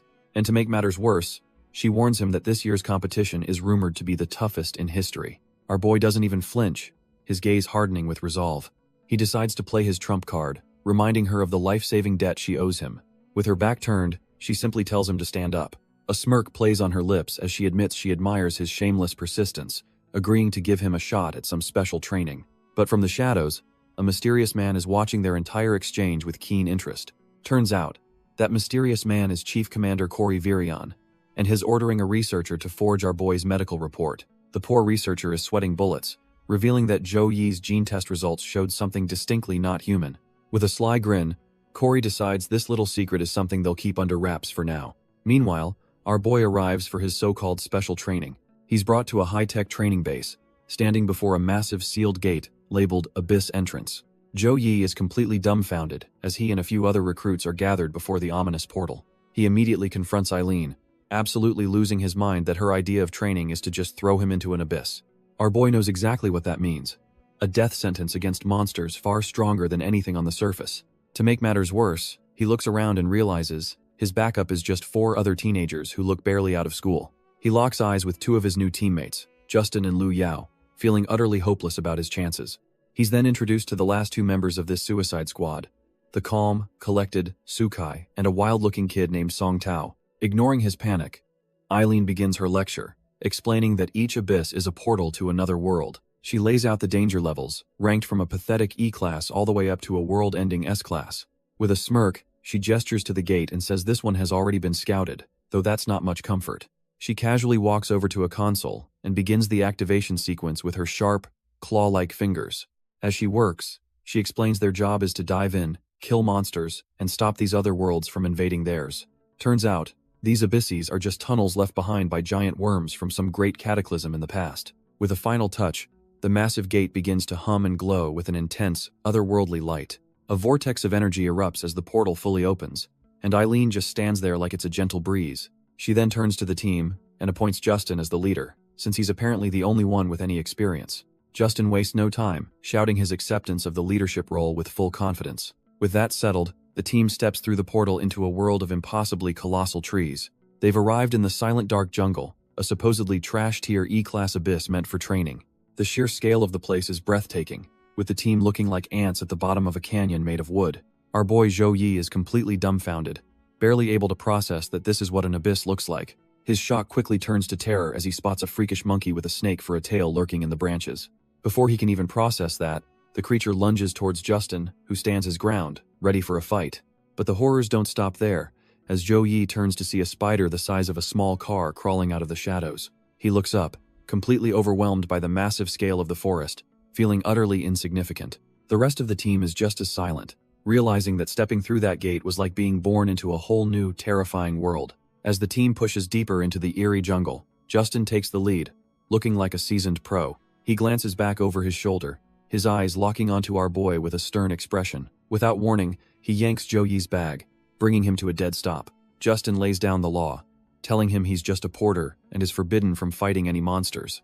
Zhou Yi is completely baffled by the sudden hostility. Turns out, Justin is just seething with jealousy, convinced our boy only got here by making a move on his goddess, Eileen. Zhou Yi, completely misreading the room, just yanks his bag back with a dark look on his face. This just infuriates Justin more, who thinks Zhou Yi is actually refusing the order. But our boy is secretly thrilled. He thinks this is the perfect deal since he gets to stay safe and just carry their stuff. Justin is left utterly speechless, completely dumbfounded by Zhou Yi's cheerful acceptance of the demotion. Our boy is absolutely beaming, internally celebrating that he's totally safe from any danger.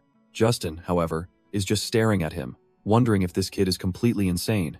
Fully embracing his new role, Zhou Yi enthusiastically starts asking everyone for their backpacks. He even offers to take Lu Yao's bag, who just looks at him, slightly bewildered by his eagerness. She quickly shuts him down, telling him there's no need since she can handle her own gear. Now loaded down like a pack mule, Zhou Yi happily falls to the back of the group. He puts on a serious face, pretending to wonder why a normal guy like him is forbidden from fighting.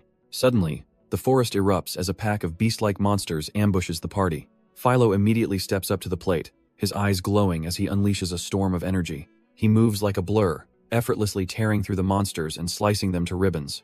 From the back, our boy Zhou Yi observes how this world works. Awakeners absorb monster abilities through their crystal weapons. It's just like a video game. The more they kill, like Lu Yao effortlessly dispatching a few beasts, the faster they level up, just as Justin carves his way through another monster. But this method is a grind, and Zhou Yi notes that even the best Awakeners get totally gassed from constant fighting. After slaying over 300 monsters, an exhausted Justin finally gets the notification that he's leveled up. Watching from a distance, Zhou Yi just smirks, thinking to himself that he's simply built different. While the others are fighting for their lives, our boy is calmly setting up for a meal. He casually carves up the fresh monster meat he's gathered from the battlefield. After cooking it over a fire, he takes a bite, savoring his hard-earned meal. A system window pops up, granting him a new trait, and he realizes he doesn't need to kill monsters, he just needs to eat them. It hits him. By eating a piece of a monster, he can steal its traits. He keeps chowing down, gaining and boosting abilities like toxic resistance and jungle adaptation. After his feast, he pats his full stomach, having also acquired sunlight affinity. With a loud burp, our boy kicks back, completely satisfied and surrounded by bones. Hez made up his mind. Hell joined the extermination squad's logistics team to get strong by just eating. He throws his hands up in praise of the cockroach god for this absolute cheat-tier ability. Just then, Justin and his exhausted party stumble upon the bizarre scene, completely speechless. They're all dumbfounded, thinking how this guy is having a buffet while they're fighting for their lives. But their confusion is cut short, as a strange sound echoes from the silent, dark jungle. Something massive is tearing through the trees, heading straight for them at an insane speed.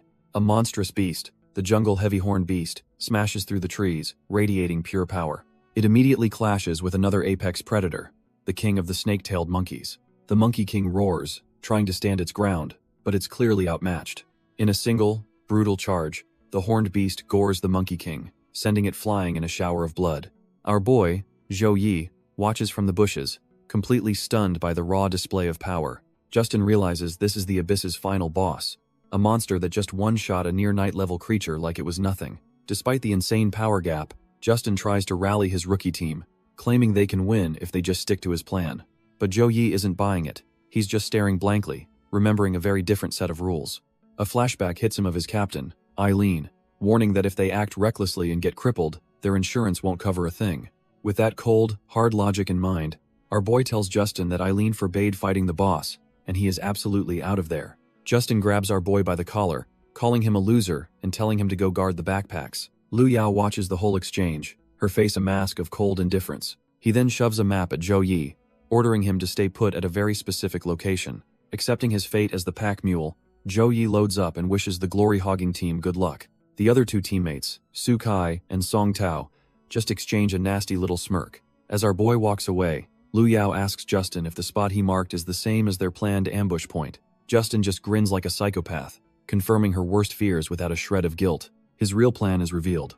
He's already stuffed the 4 backpacks Zhou Yi is carrying with high-grade explosives. He'll let the boss lock onto Zhou Yi, detonate the bombs, and then his team can just swoop in to finish off a weakened monster. Lu Yao is completely horrified, realizing her captain is willing to sacrifice a teammate just to clear the dungeon. Lu Yao desperately tries to stop her captain, but her plea falls on deaf ears. Justin's eyes glow with a menacing light as he warns her to cut the pity act, making it clear hell only let this slide once. The scene shifts to the seemingly peaceful forest where our boy has been sent. Zhou Yi arrives at the designated safe zone, completely oblivious that he's a walking time bomb. All of a sudden, the ground starts to shake violently beneath his feet.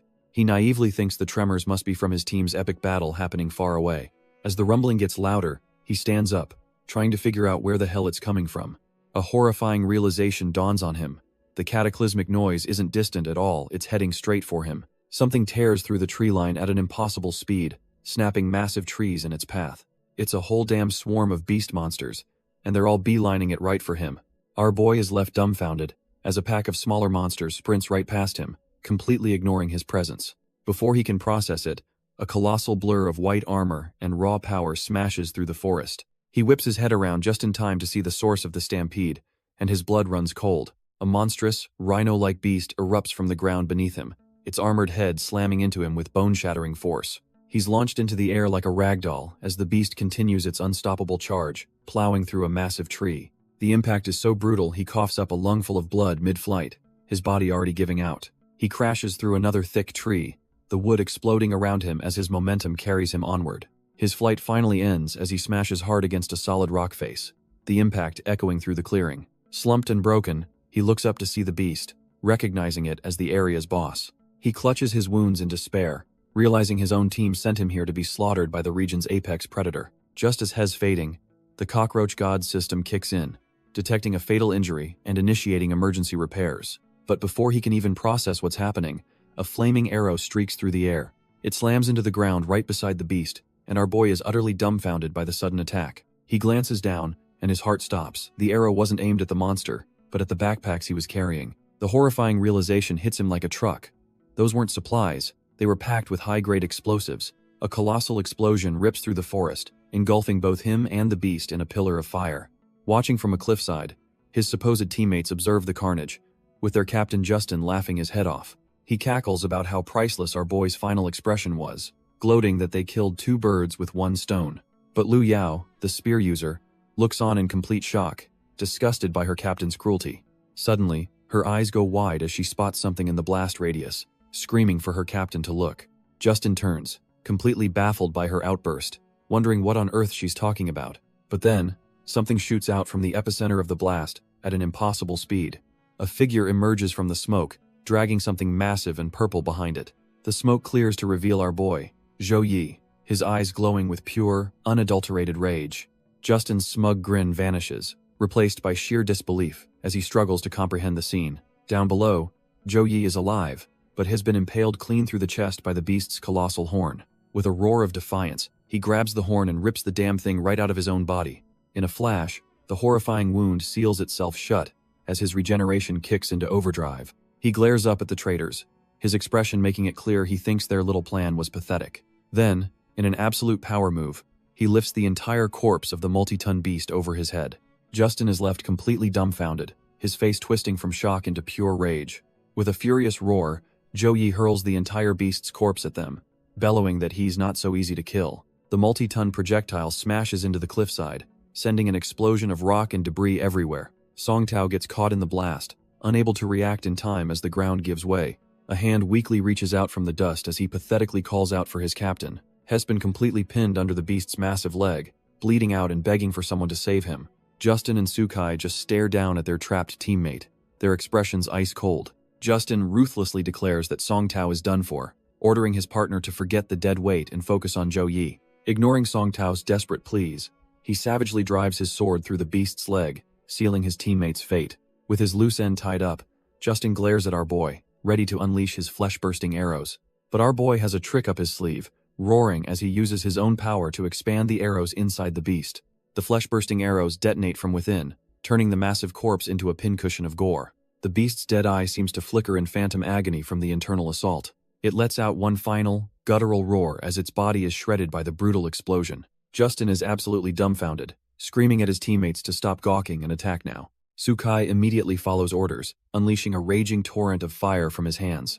The fiery vortex slams directly into the already mangled beast, engulfing it in flames. Lu Yao joins the fray, gathering crackling blue energy for her own powerful assault. She unleashes a massive bolt of lightning from below, electrocuting the creature's entire body. Caught between the fire and lightning, the beast's corpse is completely obliterated in a spectacular show of force. Justin roars in victory, believing the beast is just one hit away from being finished. He scoffs internally, thinking this so-called boss was trashed here. If that other idiot could throw it around, it was never a real threat.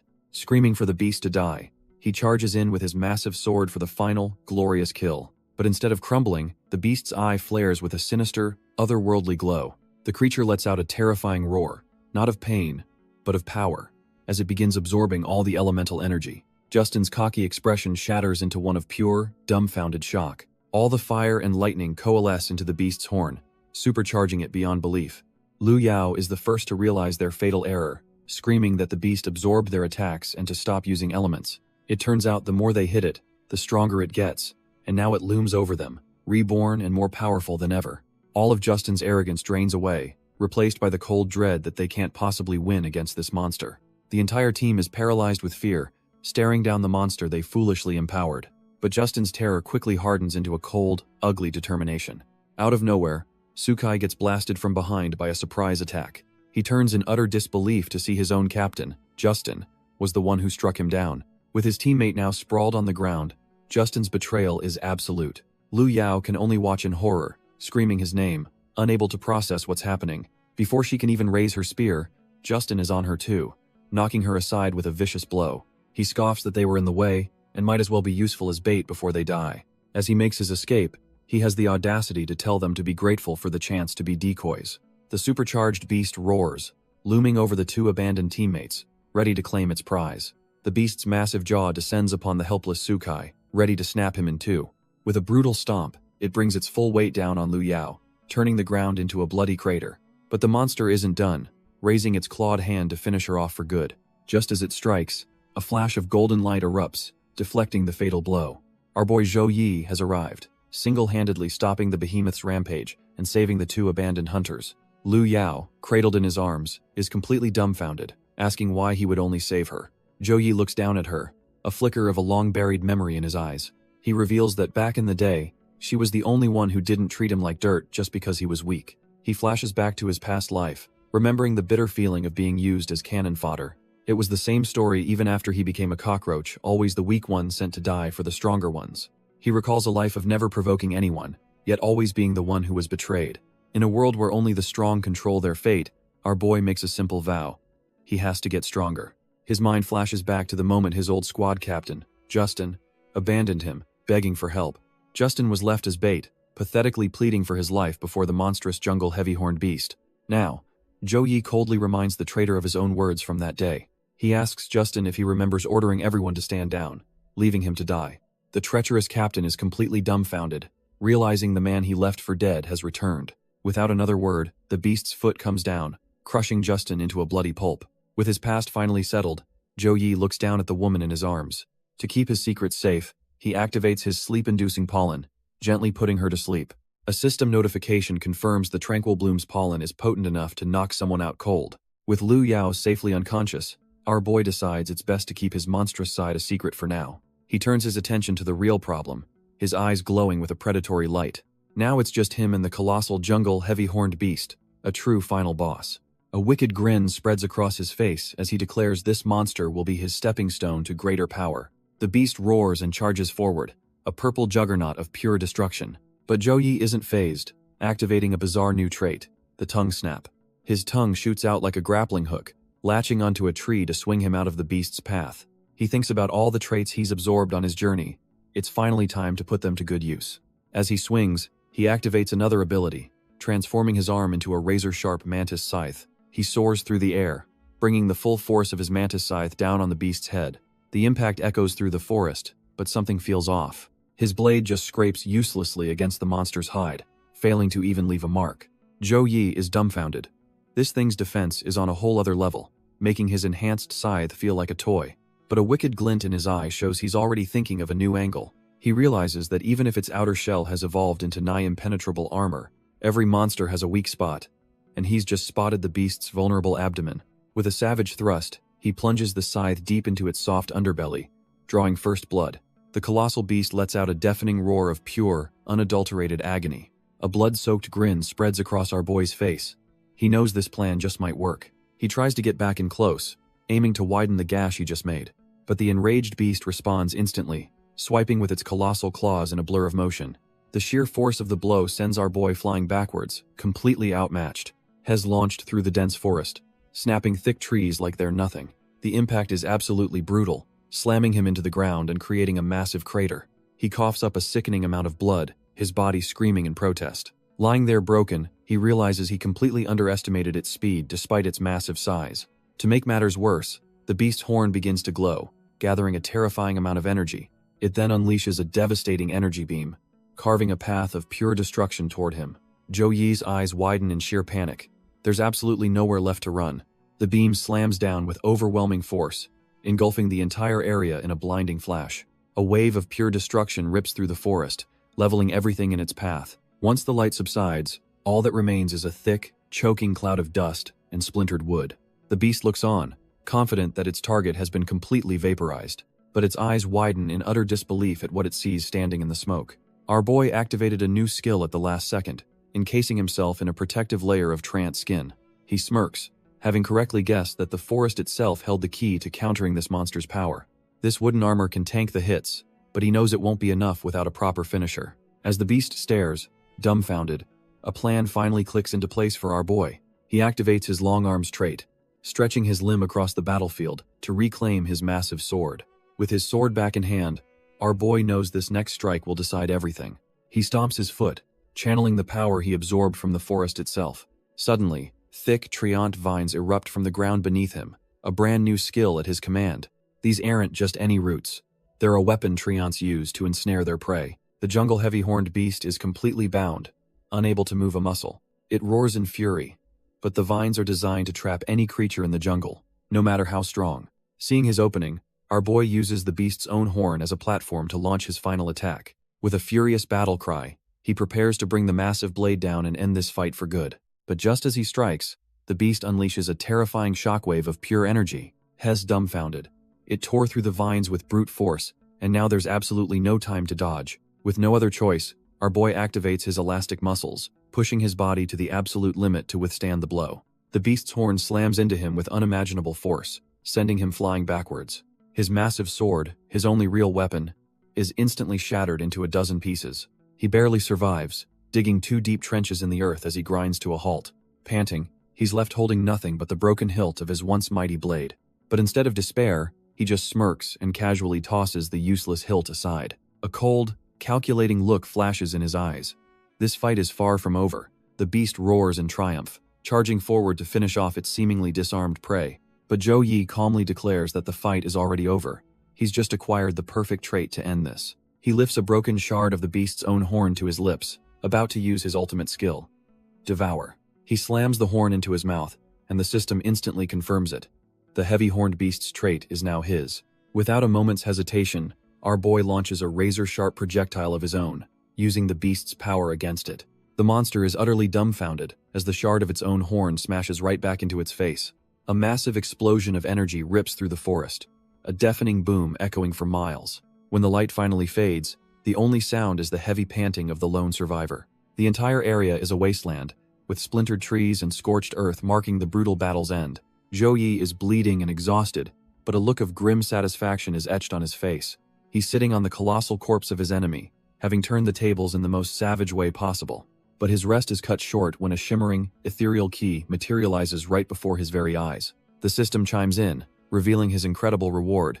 A key to a secret realm, a ticket to a whole new challenge. Our boy stares at the key, completely baffled by the concept of a secret realm.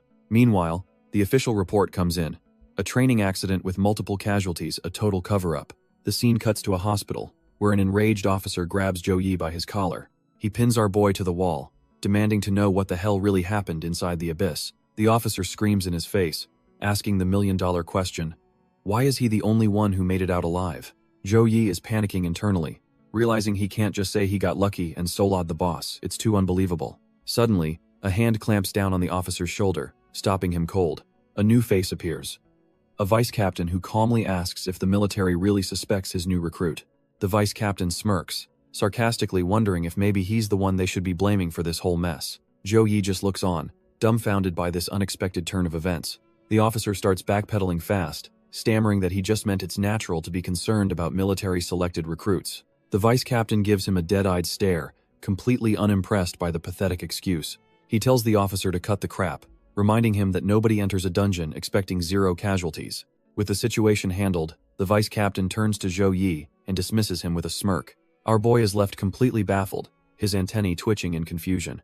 Later, Zhou Yi finds a quiet spot on the roof to process everything that just happened. He wonders if the vice captain is deliberately covering for him, maybe because Eileen was the one who recommended him. Deciding it's not worth overthinking, he shifts his focus to what really matters now. He pulls out the golden key he got from the boss, wondering what this secret realm even is. Suddenly, the cockroach god appears, explaining that the key unlocks a hidden dimension inside the abyss. The cockroach god explains that this key is a super rare drop, not something humans are supposed to find. Our boy connects the dots, asking if this means he's got his own private dungeon just for power leveling. The god confirms it but warns him the monsters inside are a whole different breed of deadly, plus he'll face the original owner. He speculates it could be another intelligent guardian of the abyss, just like that creepy mushroom monster he fought before. Zhou Yi then notices a countdown timer and asks what the rush is all about. Turns out, the key is on a 2-4-hour timer before it poofs out of existence, so the god asks if he's man enough to go. Staring at the key, a look of pure determination washes over Zhou Yi's face. He stands up, declaring that of course he's going, but there's something he needs to take care of first. With a grim smirk, he acknowledges the very real possibility that he might die in there, and just like that, he's gone, ready to prepare for what might be his final battle. And the first thing on his to-do list before facing death? Boldly asking Eileen to go on a date with him. He finds her, immediately getting on his knees to propose the date, much to her shock. Her answer comes not in words, but in a brutal kick straight to his face. She's absolutely furious, screaming at him for having the audacity to even approach her. Grabbing him by the collar, she dares him to say it again if he's got the guts. But our boy, completely unfazed, just looks up and calmly asks her to go on a date with him once more. That was the wrong move, as she responds with a devastating right hook to the jaw. The punch connects with a sickening crack, sending blood flying from his mouth. He's sent tumbling backwards from the sheer force of the blow. With knuckles bloodied, she stands over him, demanding he say it again. Even with a busted face, our boy declares he'll ask her to go on a date 1,000,000 times if he has to. But his sheer persistence makes Eileen pause, as she recognizes a familiar look in his eyes. She realizes he has the same desperate expression as soldiers trying to fulfill one last regret before a suicide mission. The absurdity of his death-defying request suddenly makes her burst out laughing. Impressed by his insane guts, she smirks and finally agrees to go on this ridiculous date. And just like that, the scene shifts to a fancy rooftop cafe for their date.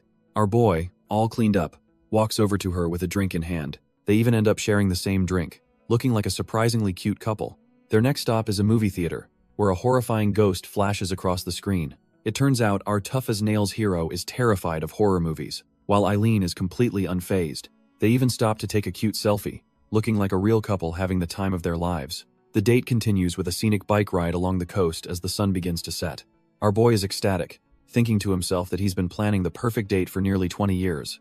The only thing he was ever missing was a girl to share it with, and now he feels he can die with no regrets. But Eileen, riding behind him, can't shake the feeling that something is deeply wrong with his mindset.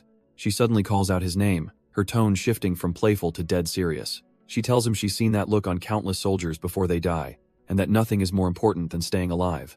While she doesn't know what he went through, she tells him to stop planning for a perfect death. Instead, she urges him to live, because that's the only way he'll ever get the life he truly wants.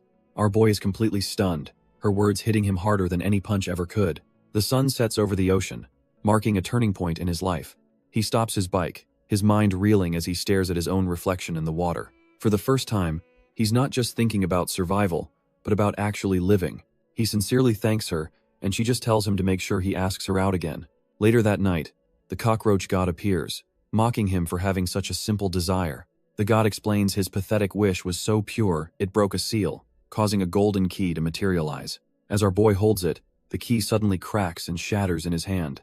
A brilliant light erupts, opening the gateway to the cockroach god's divine realm. With the cockroach god's realm swirling before him, our boy stands ready to face whatever comes next. He smirks, telling the absent god that this is more than just a simple wish. For him, this is about finally closing the door on his trash-tier past life. Without a shred of hesitation, he plunges his hand into the blinding light of the portal. The gateway snaps shut, leaving the rooftop completely empty as if nothing ever happened. He's suddenly transported into the middle of a dense, foreboding jungle. Welcome to the secret realm, Darkwood Forest, a place that looks anything but friendly. Our boy is completely dumbfounded, realizing this is way more insane than he ever imagined. Before he can even catch his breath, a Guardian-class monster, the king of snake-tailed monkeys, lets out a deafening roar. But the old Zhou Yi is gone. Activating the heavy-horned beast's armor, he decides he's done running. He meets the roaring king of snake-tailed monkeys head-on, a clash of titans in the making. With blinding speed, he zips around the beast, his arm blades carving deep gashes into its body. He leaps onto its back, ready to deliver the final blow and end this fight for good. But the Monster King reacts in a flash, its massive hand shooting out to intercept him. Our boy is caught mid-air, completely trapped in the beast's crushing grip. Thinking fast, he activates his trance skin, desperately trying to withstand the immense pressure. The wooden defense groans and cracks under the strain, barely holding together. Just then, he looks up and his heart sinks. It wasn't just one monster, he's surrounded by an entire army of them. The king of snake-tailed monkeys squeezes with all its might, and our boy can feel his defenses shattering. With a sickening crunch, his armor and body give way under the overwhelming force. The Monster King hurls his broken body away like a piece of trash. He's sent flying through the forest, getting brutally impaled on a massive tree branch. Pinned and bleeding out, he gasps for air. But the fire in his eyes proves he's not done yet. In a last-ditch effort, he unleashes his sleep-inducing pollen, hoping to buy himself just a few seconds. The Monster King is caught off guard, inhaling the strange cloud rising from its prey. While the beast is distracted, he channels what little energy he has left, preparing his ultimate trump card. His undying trait kicks in, and his mangled body begins to regenerate at an insane speed. Our boy realizes that while these monkeys are individually trashed here, their numbers are overwhelming. A straight fight is suicide. But then, a flash of genius hits him as he remembers a key detail about this jungle's food chain. He recalls seeing one of these poor saps tangled up in a massive spider web, paralyzed with fear. With the Monster King still dazed from the sleep pollen, Zhou Yi sees his window of opportunity. He activates his frog leap skill, planning to lure the entire monkey horde straight into their predator's territory. With a powerful leap, he bolts, knowing this desperate gamble is his only chance of survival. The rest of the furious monkey clan roars in anger, immediately giving chase through the dense forest. He becomes a blur, zipping through the trees at an insane velocity. In a final act of pure audacity, he uses the giant king's own hand as a springboard to escape. The Monkey King is absolutely livid, roaring in fury as our boy makes his getaway. Zhou Yi activates his corrosive mucus, dissolving the last of the king's grip and launching himself free. With the horde hot on his tail, he finally spots his destination up ahead. Bingo, he's found it. The lair of the giant hunter spiders, the monkey's natural predators. The system confirms his gamble was a big one. These 8-legged freaks are Guardian-class monsters. To navigate the web-filled terrain, he activates a brand new skill he devoured earlier. He sprouts massive wings, activating the white-tailed grouse feather ability to take to the air. His sudden intrusion immediately puts the massive spider on high alert. Turns out, this isn't just one web, but a whole city of them, and he just flew into the hornet's nest. Our boy reveals his genius plan. He's disguised himself as the spider's natural predator, so they won't even touch him. With his white-tailed grouse traits fully active, he watches as his pursuers run straight into their doom. The enraged king of snake-tailed monkeys and his horde charge blindly forward, getting hopelessly tangled in the spider's webs. Before the monkeys can even react, the giant hunter spiders descend from the canopy, ready to feast. The spiders immediately swarm the powerful Monkey King, sinking their venomous fangs into the struggling beast. One of the larger spiders channels a powerful green energy, preparing to secure its massive catch. It slams its legs down, instantly reinforcing the webs and completely immobilizing the king. The once mighty king can only let out a final, agonizing roar as the poison and webs overwhelm him. In a matter of seconds, the Guardian-class monster is reduced to a tightly wrapped meal, completely at the spider's mercy. From the shadows, our boy watches his master plan unfold as the spiders make short work of the remaining monkeys. He thinks it's strange, though, since these spiders usually hunt isolated prey, not entire troops. Then it clicks: the white-tailed grouse feather he planted lured the whole enraged horde right into the spider's nest. The monkeys, completely blinded by rage, had charged straight into enemy territory without a second thought. And the spiders, being fiercely territorial, were more than happy to welcome them with open fangs. It's an absolute bloodbath as the spiders effortlessly tear the charging ape monsters to shreds. A wicked grin spreads across Zhou Yi's face. This chaos is the perfect cover for him to make his move. With a flash of green light, he activates his Mantis Scythe ability, transforming his arms into razor-sharp blades. He launches himself towards a spider that's completely distracted with its current meal. Before the monster can even react, our boy brings his scythes down, slicing the unsuspecting spider clean in two. He continues his hit-and-run tactics, slashing at another one of the hulking beast monsters. His strategy is to keep picking off the stragglers, ensuring the war of attrition between the two factions drags on. Seeing an opening, he leaps onto the beast's arm and sinks his teeth in, hoping to absorb its power. He rips away a chunk of flesh, ready for the rush of a new trait. This is his chance to get exponentially stronger, while everyone else is distracted. But a moment later, he realizes nothing has changed. Hess utterly confused, wondering why his Devour ability suddenly isn't working. Just then, the cockroach god appears, calling him an idiot for thinking he could just bite randomly to get stronger. The god explains that, to acquire traits, he needs to devour specific parts, and it will now mark those vital spots for him. As if on cue, a system window highlights the exact part of a dead beast's arm that our boy needs to consume. With the target now clearly marked on the giant ape's bicep, our boy finally gets it. Wasting no time, he chomps down on the designated flesh, ready for his power-up. A system notification confirms his success, upgrading his old trait to the far superior giant snake ape arms. He glances back at the other awakeners, still locked in a desperate struggle against the horde. A wicked grin spreads across his face as he realizes this chaotic battlefield is the perfect all-you-can-eat buffet for evolution. He continues his feast on another monster, instantly acquiring a venomous stinger, paralytic venom, and even paralysis resistance. Covered in the blood of his prey, our boy's eyes glow with a predator's light, ready for the main course. He declares it's his turn to clean up, unleashing a devastating attack that shreds through the remaining monsters. After the slaughter, he's left panting, but the cockroach god immediately points him toward his next objective. Before them lies a massive, glowing gate, the entrance to the true boss's territory. As they step through, Zhou Yi immediately feels an insanely powerful aura radiating from inside the boss room. Hess momentarily taken aback by the sheer pressure of the energy Hess sensing.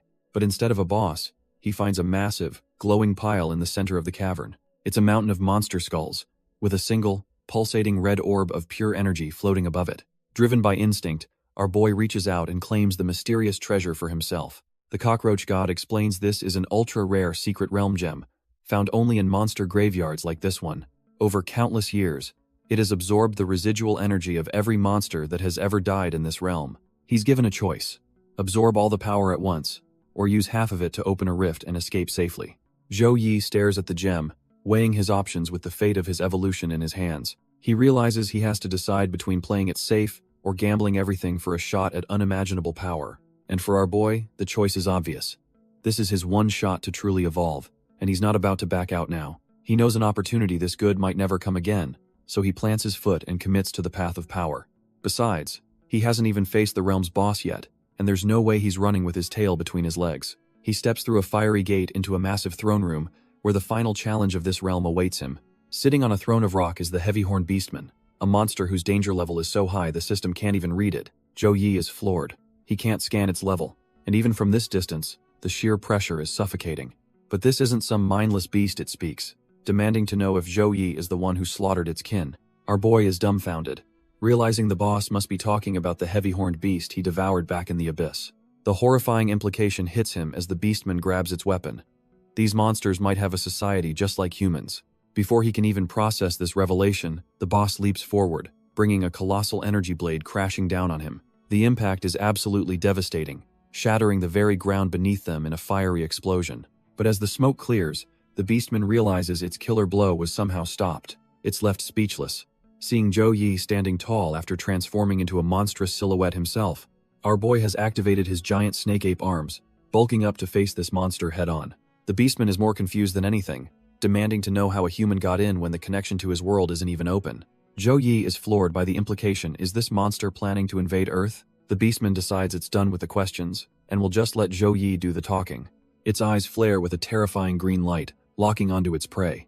But it was a feint. The beastman blitzes forward in an instant, giving Zhou Yi no time to react. The punch connects with brutal force, sending our boy flying as he spits up a spray of blood. He's sent rocketing through the cavern wall, the sheer force of the blow shattering everything around him. Our boy slams into the ground with enough power to carve out a massive crater, completely at the beastman's mercy. It looks like it's all over. A gaping, fatal hole has been punched clean through his chest. But just as he's about to fade, a system notification pops up. His undying trait has activated, and damage recovery is in progress. The beastman stops in its tracks, dumbfounded by what it's witnessing. It notes his insane recovery speed is just like its own kind, calling him an interesting specimen. Deciding it's done playing, the monster raises its colossal blade, intending to cut him open and study his secrets. With terrifying speed, the blade comes hurtling down to finish the job. But Zhou Yi's eyes flare to life as he activates dynamic vision, enhancing his perception of high-speed targets. In a shocking turn, the beastman's attack freezes just inches from his face, stopped by an unseen force. Our boy analyzes the situation, realizing the beastman's raw strength is absolutely terrifying. But he spots a weakness. Its attacks are powerful but simplistic, giving him an opening. With a burst of speed, he dodges the massive blade as it smashes into the ground right where he was. He decides his only chance is to close the distance, believing a close-quarters fight will give him the edge. Activating his corrosive slime, he lunges in, hoping to devour the monster's powerful traits for himself. But the beastman is just on another level, casually swatting him out of the air like a gnat. The monster seems utterly bored, dropping its colossal weapon and muttering that it's a pain to use. It cracks its knuckles, declaring that it much prefers to settle things with its fists. Without warning, the beastman unleashes a devastating flurry of punches, hammering our boy into the ground. The brutal assault kicks up a massive cloud of dust, completely hiding the one-sided beatdown. When the dust settles, our boy is left at the bottom of a massive crater, completely smashed into the earth. He's barely conscious, gasping for air as blood trickles from his mouth, looking utterly defeated. The beastman clicks its tongue in annoyance, surprised that the little bug is somehow still alive after all that. Turns out, Zhou Yi's elastic muscles trait absorbed most of the kinetic force, barely saving his life. Done playing games, the monster picks its massive blade back up, looming over him to deliver the final blow. It declares that it's bored now, channeling a terrifying amount of fiery energy into its weapon. With a furious roar, it swings the supercharged blade down, aiming to cleave our boy in two. But just as the blade is about to connect, Zhou Yi throws up a hand in a last-ditch effort to block. He activates another trump card, Hardened Skin, the ultimate defense he devoured from the original heavy-horned beast. The flaming sword grinds to a screeching halt against his newly armored arm, leaving the beastman completely dumbfounded. The beastman puts all his weight into the swing, but our boy's newly hardened arm holds strong against the fiery blade. Zhou Yi realizes his skin is nullifying the flames and he still has an escape plan, much to the cockroach god's amusement. But he's not about to run. With a surge of power, he decides this fight is far from over. As the monster recklessly presses its attack, Zhou Yi spots the perfect opening for a counter. He activates another devoured trait, transforming his arms into the massive fists of the giant snake ape. He crosses his newly empowered arms, winding up for a punch that's about to change the entire battlefield. With a savage roar, he smashes a brutal uppercut straight into the beastman's jaw. The colossal monster is sent flying upwards, crashing clean through the solid rock ceiling. Before Zhou Yi can even catch his breath, the ground cracks open, spewing streams of pure lava. The beastman lands back on his feet, now wielding a spear and surrounded by a vortex of fire, unleashing his lava burst stream. The beastman is absolutely seething, channeling all its rage into the spear. It hurls the weapon, which shatters into a storm of fiery projectiles aimed right at our boy. Zhou Yi is completely pinned down, realizing there's no escape from this wide-scale bombardment. The first volley hits the ground, erupting in a massive explosion that sends him flying. But the attack isn't over. The remaining lava spears curve through the air, homing in on him. He activates Frog Leap, desperately weaving and jumping between the deadly projectiles. He's agile, but not perfect. One of the spears skewers him clean through the leg. His undying skill activates, but a grim notification pops up. The cursed flames are disabling all recovery. Zhou Yi is stunned. For the first time, his insane regeneration has been completely shut down. The beastman roars that it will melt him to nothing as the vortex of lava closes in for the kill. Pushed to the absolute brink and engulfed in flames, Zhou Yi decides he's done running. With a roar of pure defiance, he declares that if he's going to die, he's taking this monster down with him. Our boy taps into his devoured traits, manifesting a massive, crystalline spear, the very power of his enemy. He charges head-on into the sea of lava, a one-man army against a god-tier beast. The cursed flames sear his skin, but he ignores the pain, screaming that the beastman is the one to blame for this hell. With a final, desperate leap, he brings the colossal spear crashing down on the beastman's head. The impact is immense, and for a second, it looks like it worked as cracks, spiderweb across the monster's armor. But in a shocking turn, the beastman's hand shoots up and catches the spear just inches from its skull. Zhou Yi is left completely frozen. His all-or-nothing attack stopped dead in its tracks. The beastman glares, now holding the weapon, its eyes glowing with rage as it prepares to finish this once and for all. With his attack failed, our boy can only watch as the beastman's inferno closes in. The monster unleashes its lava-burst stream, a roaring torrent of fire meant to erase him from existence.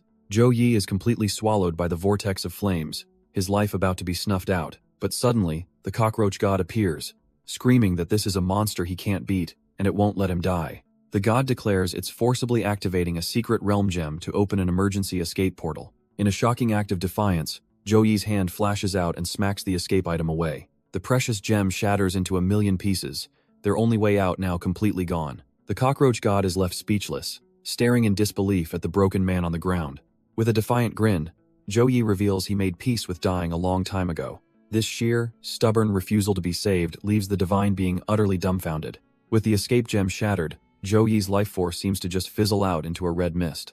The cockroach god, in a last-ditch effort, commands its remaining divine power to envelop our boy's body. But instead of fading away, Zhou Yi's form erupts in a blinding golden light, a power surge nobody saw coming. Even the colossal, heavy-horned beastman is stopped in its tracks, stunned by this insane spike in energy. The monster is completely dumbfounded, unable to comprehend how a tidal wave of power is pouring out of a dying man. A system window suddenly appears, declaring that he did not run from certain death. Turns out, this whole ordeal was the second trial of the cockroach god, and by embracing his end, he's unlocked a new fighter form. A massive explosion of golden energy radiates from his body, signaling the birth of something entirely new. Our boy rises, no longer a broken man but a warrior, clad in jagged biological armor, feeling an incredible power surging within. He wonders what this new form is, and the now gleeful cockroach god explains it's a state that lets his traits evolve freely. Our boy braces himself, his new form ready for its first real test against the colossal beast. The heavy-horned beastman doesn't waste a second, unleashing a devastating lava burst stream. A massive explosion engulfs the area, tearing the very ground apart in a fiery spectacle. The smoke clears slowly, revealing the scorched earth left in the attack's destructive wake. The cockroach god explains that this new armor fuses all his traits, like the toad skin and beast hide. Zhou Yi is stunned. The full power blast barely even scratched his new biological composite armor. From a distance, the beastman scoffs, absolutely certain that no one could have survived that barrage. But suddenly, a spinning projectile bursts from the smoke, rocketing straight towards the monster. The beastman is utterly shocked, his glowing eyes wide with disbelief at what's happening. Turns out, Zhou Yi just activated a new combo, using his snake ape arm and elastic muscles for a killer long-range punch. The cockroach god chimes in, explaining that this new fighter form lets him chain traits into devastating combos with zero cooldown. Our boy realizes the insane potential. He can now unleash attacks his enemies would never see coming. On top of that, his strength, stamina, and agility are boosted tenfold, and he can feel the raw power coursing through him. The spinning punch connects, sending the massive beastman crashing to the ground in a heap. He's completely dumbfounded, staring at the dent in his own armor, while his opponent is literally unscratched. Refusing to accept this humiliation, the beastman lets out a roar of fury and launches himself back into the air for another attack. But Zhou Yi is ice cold, his eyes glowing as he calmly analyzes the incoming assault. He activates a new combo: dynamic vision, elastic muscles, and the lethal mantis scythe blades. The beastman's energy blades come flying, but our boy deflects them with casual ease, leaving the monster utterly stunned. With his mantis scythes poised, Zhou Yi looks down on his foe, ready to end this once and for all. Not giving the beast a second to breathe, Zhou Yi launches it sky high with a devastating kick. Before it can even fall, our boy snatches the beastman's arm right out of the air, He begins swinging the massive monster around like a cheap rag doll, building up insane momentum. With a final, focused roar, he prepares to slam his opponent into the unforgiving ground. The impact is catastrophic, sending a shockwave of fire and debris across the entire battlefield. The beastman lies broken in the crater, barely able to process its own humiliating defeat. It lets out one last, pathetic scream of pure rage and frustration at being so thoroughly outclassed. The force of the slam impales the monster's body on a massive, jagged rock spire. Zhou Yi calmly stands over his fallen enemy, the victor of this brutal showdown. The heavy-horned beastman is finished, its glowing eyes finally starting to fade. But the beastman isn't done, deciding to reset his world expansion progress for one last gambit. With a grunt of sheer will, he rips his own body off the impaling rock, determined to recover his full power. Our boy Zhou Yi just watches, slightly intrigued that this trash-tier opponent still has some fight left in him. The ground erupts in a massive shockwave of fire as the beastman frees himself completely. He's completely engulfed in a pillar of flame, seemingly sacrificing his own life force for a power-up. Emerging from the inferno, he laughs like a madman, boasting that Zhou Yi just missed his only chance to kill him. Zhou Yi, however, looks completely unimpressed, ready to put this monster down for good. His eyes suddenly glow with a new power as he activates a hidden ability. Turns out, his fighter form lets him see an enemy's weak points, with stronger traits glowing brighter. Now seeing the beastman's vulnerabilities laid bare, our boy gets ready to end this fight properly. With his new vision, Zhou Yi vanishes from sight, leaving nothing but a crater in his wake. The beastman is left completely dumbfounded, frantically wondering where his opponent disappeared to. Before he can even blink, our boy is already on him, a crimson blur of pure speed. He leaps high into the air, bringing his mantis scythe down in a devastating arc. With a sickening crunch, the beastman's massive horn is sliced clean off, his ultimate power source now just a broken trophy. The monster collapses to his knees, utterly broken and unable to comprehend the sheer difference in their power. In his final moments, the beastman realizes he wasn't the monster here. He was just prey for a far greater predator. A system notification reveals the truth. Our boy just used a trait combo, mixing Frog Leap with his mantis scythe for a lethal finish. Never one to waste a good power-up, Zhou Yi calmly picks up the severed horn from the ground, and without a moment's hesitation, he pops the horn into his mouth, ready to devour its essence. But just as our boy is about to enjoy his meal, the beastman gets back up, roaring that he's already recovered his power. He unleashes his final, desperate attack, a massive vortex of pure, molten energy he calls the Molten Spiral. The monster screams that this wave of lava will burn Zhou Yi to ashes, absolutely certain that he will be the victor. Yet, as the apocalyptic inferno barrels towards him, our boy doesn't even flinch. He just stands there, a new power coursing through him from the horn he just devoured. The swirling vortex of destruction closes in, ready to vaporize him in an instant. But with a single, blinding flash of light, Zhou Yi effortlessly slices the entire attack in half. The heavy-horned beastman is left completely dumbfounded, unable to believe his ultimate move was just nullified. Zhou Yi calmly materializes a new spear, and asks the monster if anyone ever told him his horn tastes like black pepper sauce. With a crazed grin, he admits that he freaking loved it, revealing the terrifying source of his new power. The beastman's eyes widen in absolute, primal fear. Hez, so terrified, is crying for his mommy, realizing he's not fighting a man, but a monster who eats other monsters. Zhou Yi just smirks, asking him if he can handle his own ultimate move being thrown right back at him. Turns out, devouring the horn upgraded his trait, granting him a molten attribute and a devastating new skill. Our boy unleashes it without a second thought. The scorching heaven, Molten Spiral. The once mighty beast is reduced to a quivering wreck on the ground, pathetically begging for his life. But Zhou Yi's face is pure ice. There will be no mercy here today. The fiery vortex slams into the beastman, who can only let out a final, agonizing scream. He's completely swallowed by the inferno, his own power becoming his fiery grave. In a blinding flash, the heavy-horned beastman is utterly vaporized, leaving nothing but dust and echoes. As the smoke clears, Zhou Yi stands alone at the epicenter of a massive, smoldering crater. But amidst the devastation, a single, glowing amber gem materializes the spoils of his overwhelming victory. Our boy looks up, dumbfounded, wondering what kind of treasure a Lord-class monster could possibly drop.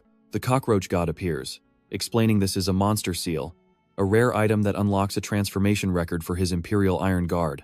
A wicked grin spreads across Zhou Yi's face as he realizes his chubby underling is about to get a serious upgrade. He reaches out with his armored finger and taps the mysterious gem.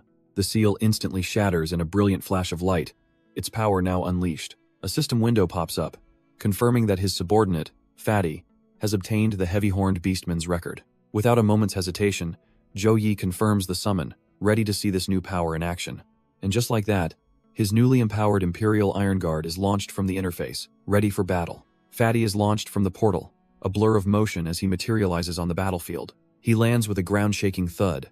No longer a simple cockroach, but an absolute monster towering over our boy. The newly transformed behemoth looks down, dumbfounded, and asks Zhou Yi why he suddenly looks so tiny. Our boy just grins, clenching his fists in excitement because this power-up is even more insane than he'd hoped. The sheer scale is ridiculous. Fatty is now a walking fortress, making his master look like a child. As he rises to his full, intimidating height, you can feel the raw power radiating from his new form. A system window pops up, confirming the upgrade is legit. Fatty is now officially a Guardian-class lord, but even with all this power, Fatty's first thought is to complain to his boss about how ugly his new body is. The cockroach god appears, explaining that this isn't just cosmetic. Fatty's power will scale up with every strong monster they defeat. And to prove the point, his new arm effortlessly shatters a massive stone pillar into nothing but dust. Fatty stares at the obliterated pillar, completely stunned by his own raw power. But instead of feeling hyped, he's just filled with a sense of dread about his new monstrous form. He clenches his fists, not seeing a weapon, but a total downgrade to his quality of life. The sheer size and power feel more like a curse than a blessing to our big guy. He starts bawling to his boss, complaining that he's now useless because he can't even fit through doors anymore.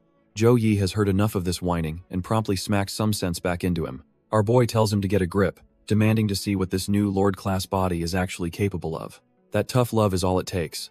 Fatty's arm immediately morphs into a massive, terrifying blade. He stands tall, brandishing the new weapon with a surge of confidence he didn't have moments ago. A sinister grin spreads across his face. The Guardian has finally accepted his power and is ready for war. To test his mettle, Zhou Yi stands firm as the newly empowered Guardian unleashes a devastating strike. The clash erupts in a massive explosion of pure force and heat, a testament to the Guardian's new Lord-class power. Our boy is actually pushed back, his arm steaming from the sheer intensity of the blow. Has dumbfounded, realizing the damage from this single attack is even worse than the boss flame attacks. The cockroach god explains that since the Guardian isn't maintaining the secret realm, he's at 100% full power. Zhou Yi simply waves his hand, effortlessly dissipating the lingering flames around him. Turns out, our boy had an upgrade of his own. His heavy-horned beast trait has evolved with a new molten attribute. He smirks, thinking to himself that the Guardian's new beastman form is the perfect hidden card for the battles ahead.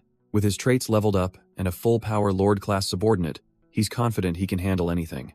3 days pass in the blink of an eye, and the time for the next challenge has finally arrived. The next trial takes place in a massive, sun-drenched arena, a coliseum built for battle. Our boy Zhou Yi finally steps into the light, ready for whatever comes next.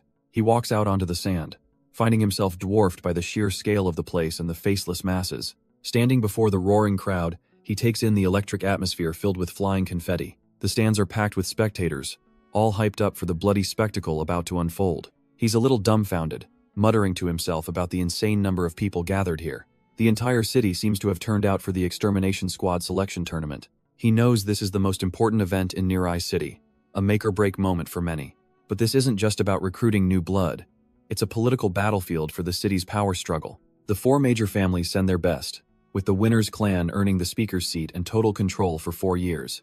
Our boy Zhou Yi realizes this tournament isn't just a test of strength, it's about controlling the city's power. As he watches, a group of cloaked figures makes their way through the arena, clearly a big deal. Turns out the guy with the eye patch is Bai Haoyu, a key player from the powerful Bai family. His family runs the entire Nirai City Intelligence Bureau, and his crew is made up of nothing but elite operatives. Then another heavyweight enters the ring, Tony Olaf, the golden boy representing the military. This guy is the clear favorite to win, and his victory would cement the military's control over all armed forces in the city. The 2 factions face off, the air thick with tension. Everyone knows this tournament will decide if the Olaf family gets a 4th term in power. Bai Haoyu just smirks, confirming that his Bai family will continue to support the Olaf clan, as they always have. But just as the political lines seem drawn, the entire crowd erupts in shock, pointing at a new arrival. A gasp ripples through the stands as the saintess of the Esper Church, Karen User, makes her grand entrance. This is her first ever public appearance, a move that's shaking up the entire political landscape. Turns out her main ability is some kind of hypnosis, which is why her creepy-looking followers are all blindfolded. Our boy, Zhou Yi, immediately clocks how unsettling her entourage is, knowing something is definitely off. Eileen explains that for now, the church is still a useful tool for maintaining stability in the outer regions. Down in the arena, the 3 major powers now stand in a tense triangle, sizing each other up. Even Bai Hao Yu is caught off guard, admitting he never thought the church would actually send their saintess to fight. But Tony Olaf just grins, telling him to forget her. She's not the real prize they're after. His eyes instead lock onto another group that has just entered the arena. A new variable in this power struggle. He points out a kid in glasses, flanked by 2 absolute units, identifying him as Zhang Jie, the Zhang family's representative. This kid, Zhang Jie, looks more like a lab rat than a fighter, but you can tell he's not to be underestimated. Tony Olaf scoffs, openly mocking the Zhang family for sending out their useless young master. He lays out a trash-tier deal. If Zhang Jie surrenders now, his family might get to keep 1 measly seat. But the kid fires back, declaring that the Zhang family will never become the military's lapdogs. Tony just smirks, ominously stating that soon Nirai City will only have 3 major families left anyway. From the sidelines, Zhou Yi notes the tense relationship, recalling the Zhang family runs the Esper Research Institute. Eileen confirms they're allies, but bluntly states that Zhang Zhe is the weakest of the 4 representatives here. The vice captain reveals the military's plan to seize the Zhang family's seat, needing Eileen to rank high to protect them. Our boy chimes in with a determined vow to do his best, ready to prove his worth. Eileen calmly removes her earpiece, seemingly unfazed by the pressure. Her vice captain, however, isn't convinced, asking if the commander truly believes in a wildcard like Zhou Yi. Eileen knows the stakes are high. If the military gains full control of parliament, they're all in deep trouble. The vice captain smirks, admitting that since our boy saved Lu Yao and survived the abyss, he must have at least some skill. Just then, a volley of fireworks erupts in the sky, signaling the start of the Extermination Squad tournament. Inside a massive coliseum, the crowd roars with anticipation, pumped for the trials to begin. The arena is absolutely packed, with every seat filled by spectators eager to see who makes the cut. Suddenly, the ground rumbles as strange green vines begin to sprout from the sandy arena floor. In a flash, the vines weave together and bloom into a gigantic pink flower, right in the center of the stage. A figure emerges from within the flower's petals, making one hell of an entrance. She introduces herself as Haley Carmen, the captain of Squad 10 and the examiner for the first round. Haley explains that the tournament consists of 3 rounds, with the first challenge being a trial called Extreme Climb. Haley lays out the rules. Behind her is a mountain path with 100 steps, and just reaching the 10th one counts as a pass. She then addresses the massive crowd of applicants, ready to drop a reality check on them all. With a cold smirk, she warns them that based on past results, 2/3 of them are going to die on this climb. The contestants are absolutely dumbfounded. They came for a test, not a suicide mission. Haley offers some half-hearted reassurance, saying her squad will try to ensure their safety, but they should still proceed with caution. With a dramatic flourish, she officially declares that the first round of the Extermination Squad selection tournament begins now. A burst of energy explodes at the top of the stairs, and the entire group of contestants begins their mad dash forward. But one defiant contestant in a brown hoodie just scoffs at the warning, clearly unimpressed. He grits his teeth, thinking to himself what a pathetic attempt at intimidation this is. Believing it's just a simple mountain climb, he's the first to charge up the stone steps, leaving everyone else in the dust. The contestants pour up the massive stone staircase, a mad dash to prove their worth. They finally burst through the top into what seems to be a castle courtyard, thinking the hard part is over. Watching from a balcony, Tony Olaf scoffs, calling them a bunch of fools who don't even know how they're about to die. Our defiant boy looks back with a sneer, thinking the so-called elites are pathetic and that he's already secured his victory. But as his foot lands for the next step, the very ground beneath him feels completely wrong. A strange, glitchy energy suddenly crackles around his leg as reality begins to warp. His cocky expression instantly shatters, replaced by pure, unadulterated shock.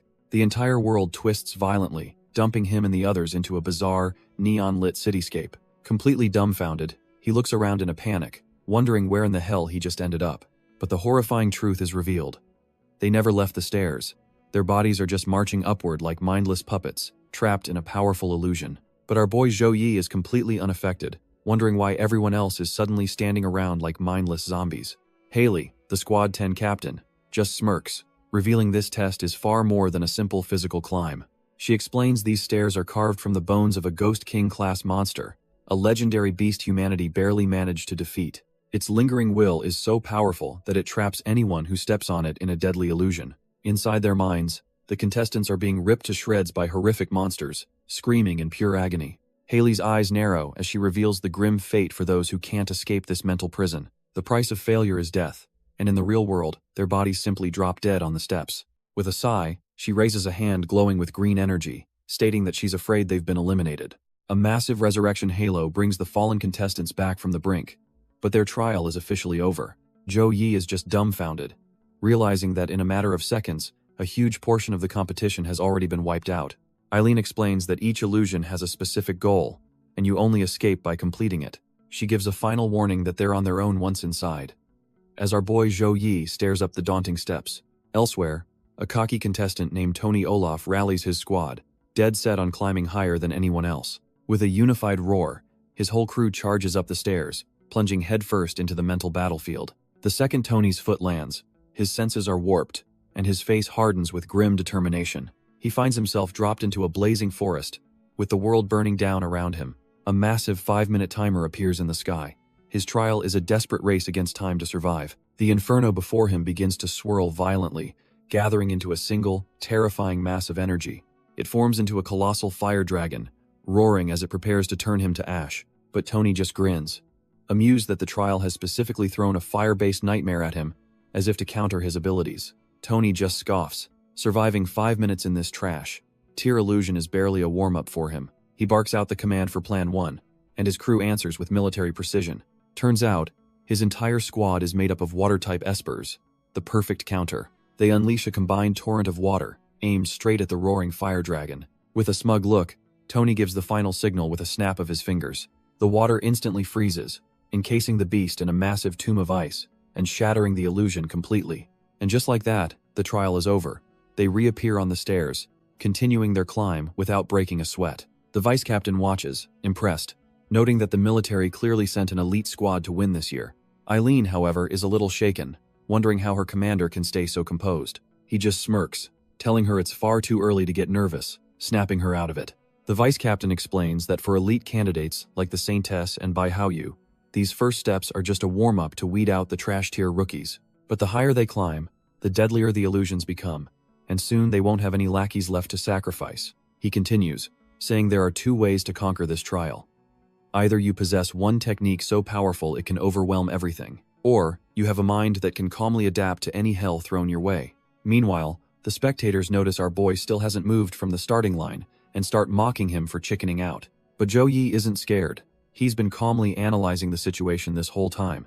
With his plan set, his eyes snap open, glowing with sheer determination. He finally takes his first step onto the illusion-filled staircase. The moment his foot touches down, the world around him begins to warp instantly. He's immediately thrown into a vision of a frozen wasteland, already falling through the icy air. He realizes he's falling between 2 sheer cliffs, the ice walls offering zero grip. Without a hint of panic, our boy instantly summons a fiery spear to save himself. The spearhead smashes into the ice, creating the anchor point he desperately needs. Now, in a more combat-ready form, he lands perfectly balanced on the spear shaft. Has stopped his fall for now, but has a sitting duck in this chasm. Right on cue, a massive electric bird monster swoops in for the kill. He quickly sizes up the hellish scenario, a frictionless wall, and an aerial attacker. This kind of tricky setup calls for a specific build, so he pulls up his ability menu. He selects 2 of his devoured traits, the venomous spider stinger and the sticky tongue snap. Combining them on the fly, he creates a vicious thorny whip, thinking it's the perfect counter. With a vicious crack, our boy unleashes his new stinger whip just as the electric beast dives in. But something insane happens. The whip doesn't just strike, it starts absorbing the monster's lightning attack. In seconds, his weapon is supercharged, crackling with the very energy meant to kill him. The bird monster gets a nasty shock, completely stunned that its own power was just hijacked. With its attack nullified, the creature plummets helplessly into the icy abyss below. Zhou Yi just smirks, thinking to himself that this little encounter was nothing more than a warm-up. And just like that, the illusion shatters, and he finds himself landing on solid ground once again. He quickly realizes the monsters were just fakes, recalling Eileen's intel that the real threats are Guardian-class beasts near the summit. Before he can even process it, the next phase of the trial materializes. A massive, glowing maze. Stepping into the labyrinth, he braces himself for whatever twisted mind game the test will throw at him next. Our boy knows these illusion trials are designed to screw people over by countering their powers. But for him, there's only one solution: brute force, as he unleashes a massive fire blast from his spear. The fiery attack carves a perfect, straight path right through the icy maze walls. At the end of the newly formed corridor, a glowing exit portal awaits him. He just smirks, knowing his adaptive abilities make this whole thing a walk in the park. The next trial begins on a massive staircase, and he decides to just charge straight through. The other contestants start mocking him, wondering if he thinks he's the main character for starting last. With a single step, He prepares to show them what real power looks like. He blitzes past the entire group in a flash, leaving them all in his dust. The trash-talking contestants are left completely dumbfounded, begging the boss to take them with him. The remaining contestants, fuming from the humiliation, turn on each other in frustration. It devolves into a pathetic brawl as they fight over who gets to beg our boy for a carry, beating up the one who admits he was wrong. Watching from above, the vice-captain is genuinely impressed, noting that Zhou Yi is even faster than he'd anticipated. He turns to Eileen and remarks that at this rate, the kid might actually reach the very top, leaving her completely stunned. Eileen can't believe what she's hearing. There's no way that trash-tier cockroach is actually going to clear this trial. She flashes back, remembering him as just a reckless pest, but then recalls how he saved her life, leaving her utterly conflicted. But our boy isn't just trying to pass. He's aiming for a legendary feat that not even the commander could achieve. His goal is the clear blue sky waiting at the summit, a symbol of absolute victory. A wider view reveals the brutal reality of the staircase, littered with fallen challengers who couldn't make the cut.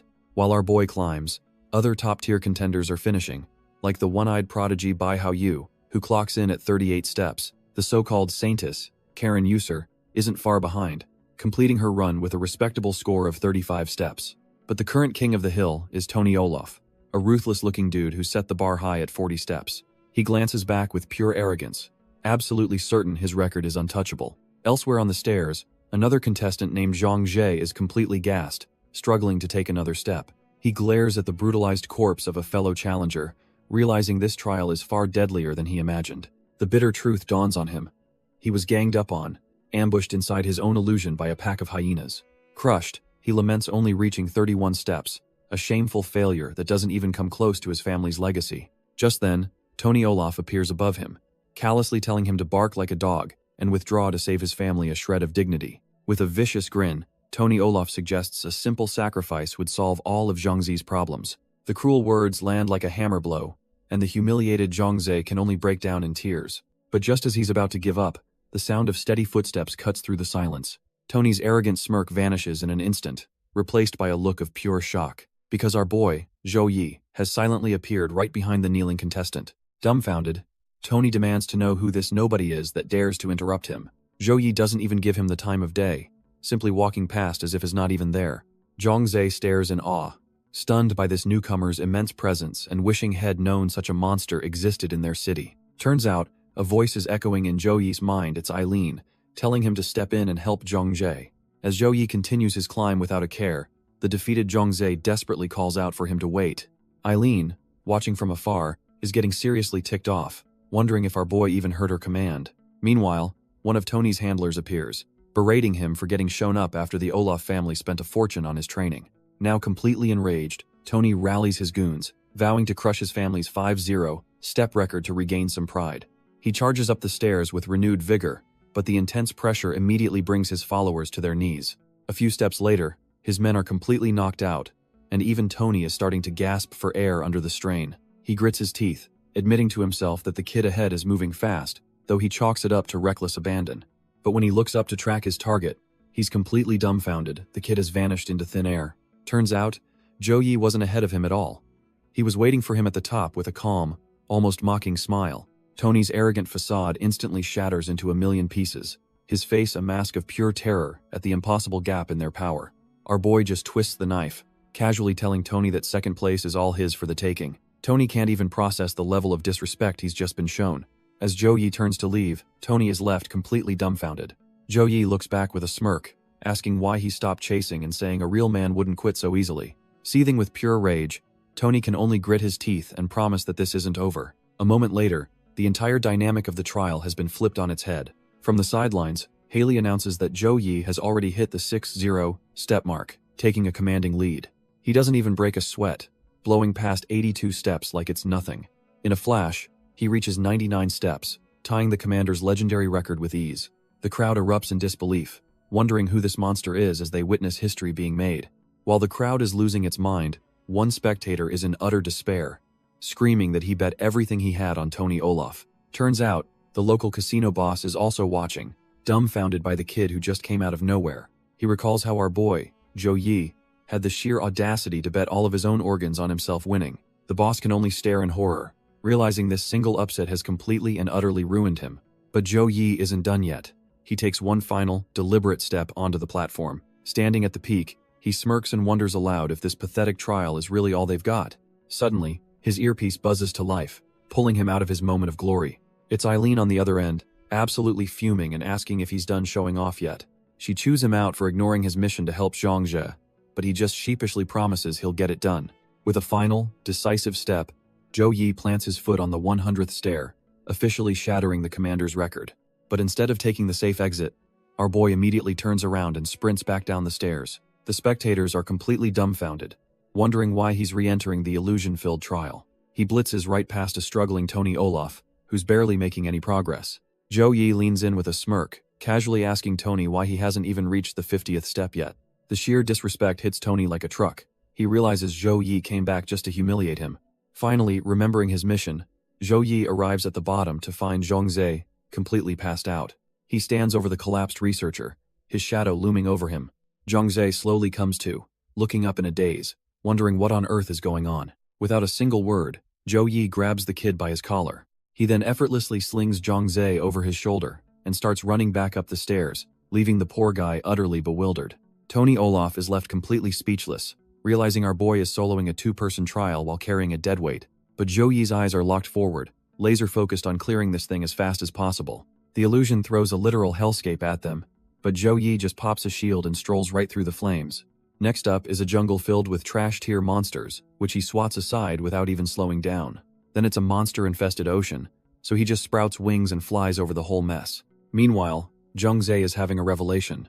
Thinking he wanted to help but couldn't even keep up with Zhou Yi's insane speed, he decides the best way to contribute is to shut up and be the most well-behaved accessory a guy could ask for. In what feels like a single gust of wind, the entire nightmarish illusion just vanishes around them. Their feet land firmly back on the staircase, right at the very top. Zhou Yi stands there perfectly fine, while Zhangzhe is on the verge of collapsing, having been successfully delivered. Zhangzhe can't believe his eyes. They've somehow made it to the 50th step. Our boy just shrugs it off, telling him that as long as he's one step ahead of Tony Olaf, he'll be fine. The researcher is completely dumbfounded, the sheer casual power of that statement leaving him speechless. He immediately bows, declaring that from this day forward, Zhou Yi is a benefactor of the entire Zhang family. But their moment is cut short by an angry shout from down the stairs. Zhou Yi turns to see none other than Tony Olaf himself, storming towards them with murder in his eyes. Tony demands to know if he's trying to ruin the Olaf family's 4-year plan. He gets right up in Zhou Yi's face, warning him that messing with his family in Near Eye City is a fatal mistake. The threat hangs heavy in the air, backed by a look of pure fury. But Zhou Yi just gives him a cold, unimpressed glance, completely unfazed by the blustering. A flashback reveals Tony's true colors. A scumbag who once sacrificed a teammate with explosives just to escape a boss monster. Turns out, he was the sole survivor of that mission and got grilled by a military officer about what really went down in the abyss. Back in the present, Zhou Yi sees that same arrogance, realizing these tyrants think everyone should just bow to them. He casually turns to the researcher, Zhangzhe, and gets his attention. With a devilish grin, our boy asks if he'd like some help venting his anger on this loudmouth. Zhangzhe gives him a massive thumbs up, enthusiastically agreeing to add the beatdown to Zhou Yi's reward. Before Tony can even blink, a tooth is sent flying through the air. Zhou Yi lands a brutal right hook straight to his face, the impact echoing with a sickening crack. Tony is completely stunned, wondering who the hell this guy is when not even the commander of the extermination squad dares defy his family. And just like that, the pompous heir goes tumbling down the long flight of stairs, leaving a trail of blood. Tony's body smacks against the hard steps, leaving a bloody mess as he tumbles to the bottom. But this whole beatdown was caught on camera, and a very powerful figure is watching the replay, utterly dumbfounded.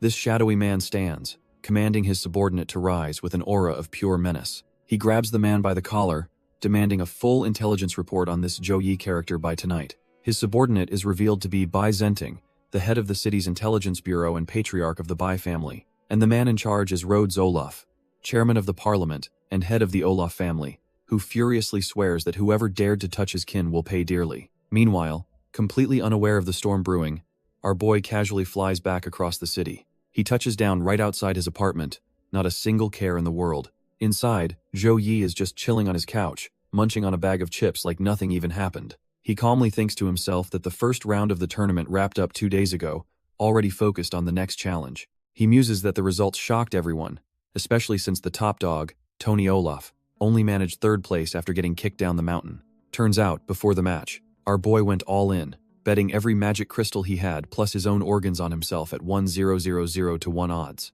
The casino boss who took that bet was left dumbfounded, begging for his life after Zhou Yi's impossible win.